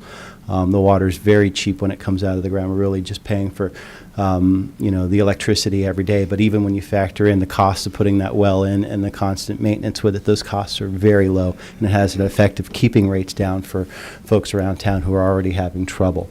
This is one way that you can really affect people's lives and affect people's, you know, out of pocket every month by, you know, really kind of working to keep those daily, that's actually monthly costs for folks down.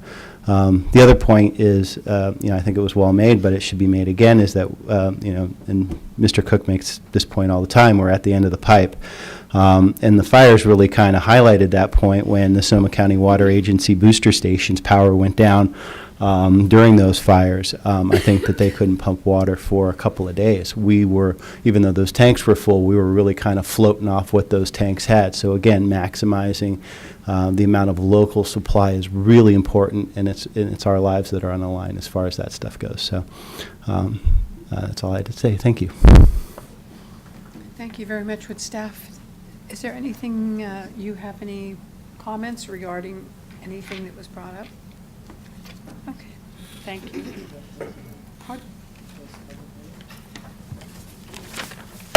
Close the public comment. Thank you. So I just want to have you, does the city manager or Ms. Ferguson have any comments for questions or comments No, happy from the public? happy to answer any further questions for council, or, again, this is a master plan.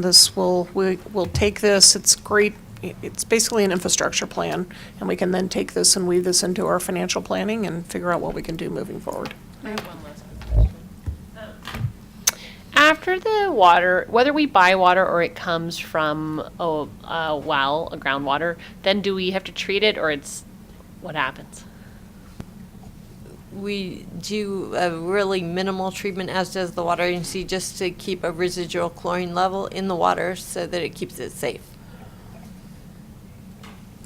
Well, before we look at a resolution here, what I have a comment I'd like to add. It's unfortunate, you know, obviously, we're all aware of the lawsuit that changed life for all of us, the tier system. And the overarching issue for me is that people who use a lot of water are not going to be punished for that. And I think that's really a shame. And that's why we've, you know, because of the system now that has changed, the people who are at the lower rung or who are in the middle are really going to pay for that. So I'm really disappointed. I know every agency has been affected by this, and I just think it's a shame, because the overarching reason, I think, for what we should be doing is to conserve to conserve water, but that's not possible. So I don't know who benefited from that lawsuit. It certainly wasn't cities. Okie dokie. So what would the council, is there any kind of a motion for a resolution? Yeah, before I make a resolution, I would like to say that I would like to see the city of Sonoma, rely on the wells. I think it's a great, asset to have, and Mr. Petlock brought up some good, points. And I would think that the city staff, I go back to water banking and all that, because if you do look at that old rusty pipe, that's what the old council used to call it, and we're definitely here at the end of it. We're one earthquake away of having some major potable issues. So I would just like to just make sure that we always keep that in the back of our mind, that we need to have water storage. And sometimes when you talk about water storage, people are thinking about more tanks on top of the hill. I look at it as more of water banking, where you're storing the ground underneath. And we should be conserving that asset as much as we can, but like one of our public did speak, that is a way that we can control cost, so we're not having the highest water in Sonoma County. So with that, I'd like to make a resolution of the City of Council of the City of Sonoma to approve the Water Master Plan update, direct city staff to incorporate the recommendations of the Water Master Plan update into the 2018 water rate study update for further consideration, and direct city staff to include the recommended projects in the 2018-2023 Capital Improvement Program, CIP, for City Council consideration during the fiscal year 2018-19 5-year CIP budget process. I'll second. Roll call, please. Councilmember Edwards? Yes. Councilmember Cook? Aye. Councilmember Hunley? No. Vice Mayor Harrington? Aye. And Mayor Agramonte? Thank you. We're now going on to council members' reports and comments. Thank you, Matt. Thank you so You're much welcome. for your time. Great. So thank you, council, for adding this urgency item to our agenda tonight. Again, this was an item that there was an email that came from county staff at 4:48 on Friday, and I had an opportunity to talk with them today. So again, there is a recommendation from county staff that we approve a memorandum agreement between the Sonoma County and the City of Sonoma pertaining assistance provided under the Urgency Management Mutual Aid Plan. So basically what this, we as a city will be turning our own FEMA reimbursement request in, but there's also costs that we had that were directly related to providing mutual assistance to Sonoma County.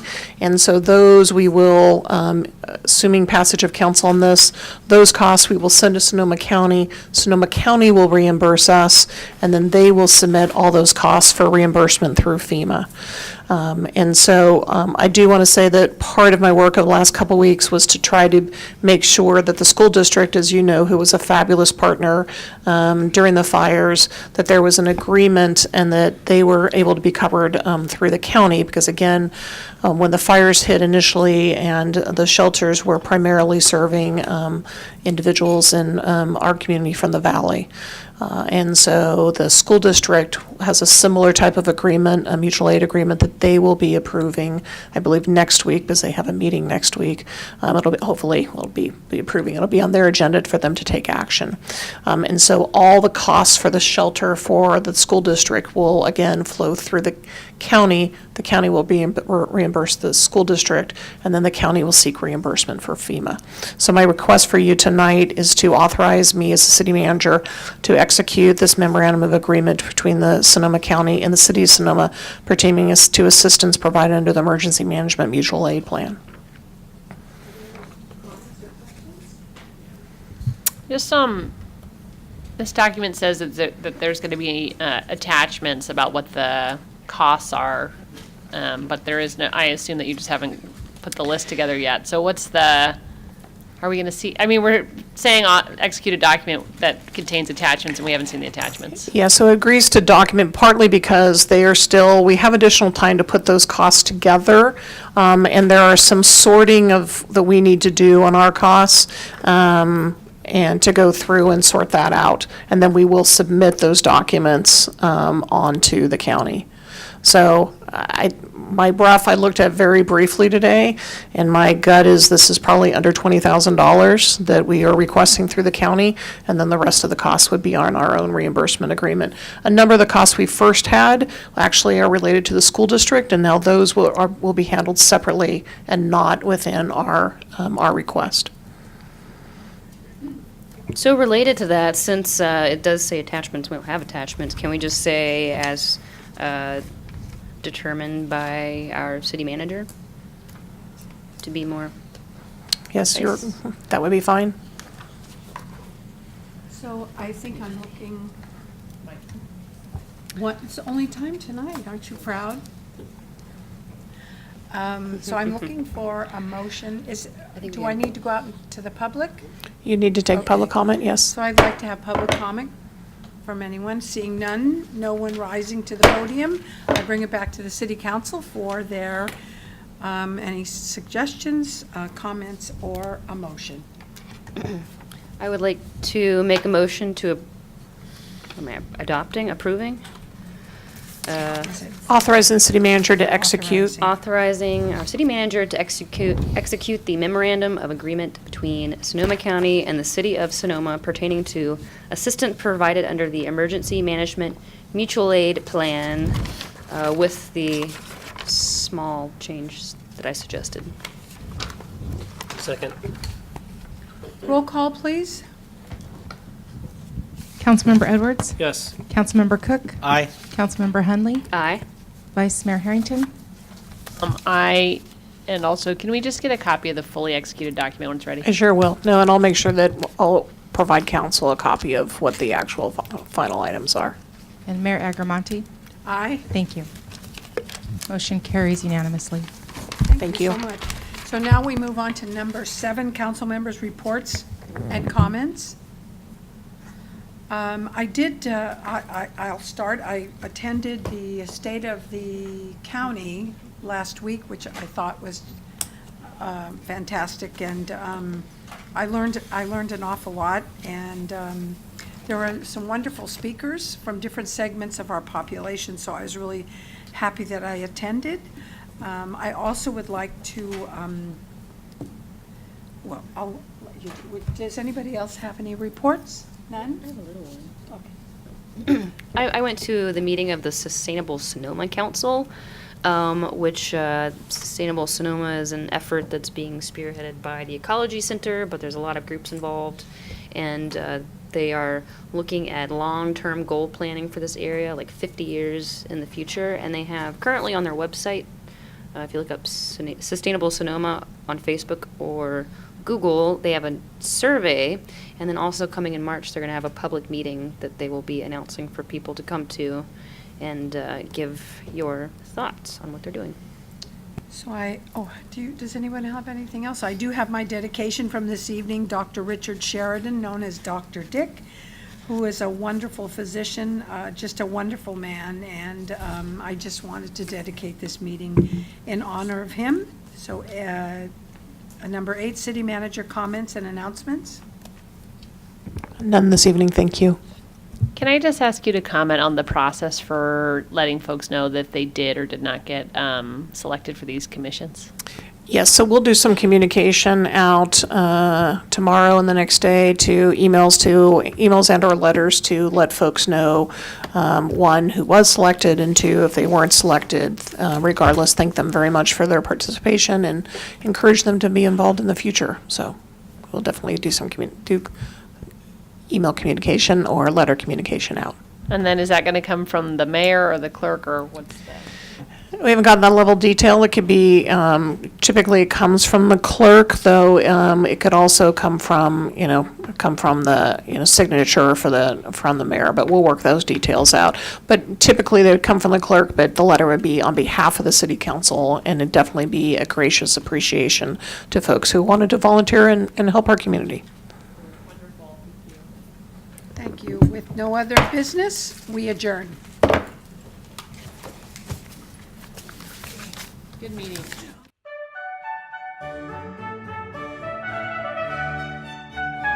Underwriting is provided by Sonoma Paint Center, located at 815 West Napa Street. For more information, you can go to sonomapaintcenter.com. And Larbury Automotive, located at 18155 Sonoma Highway. For more information, you can go to larburyauto.com.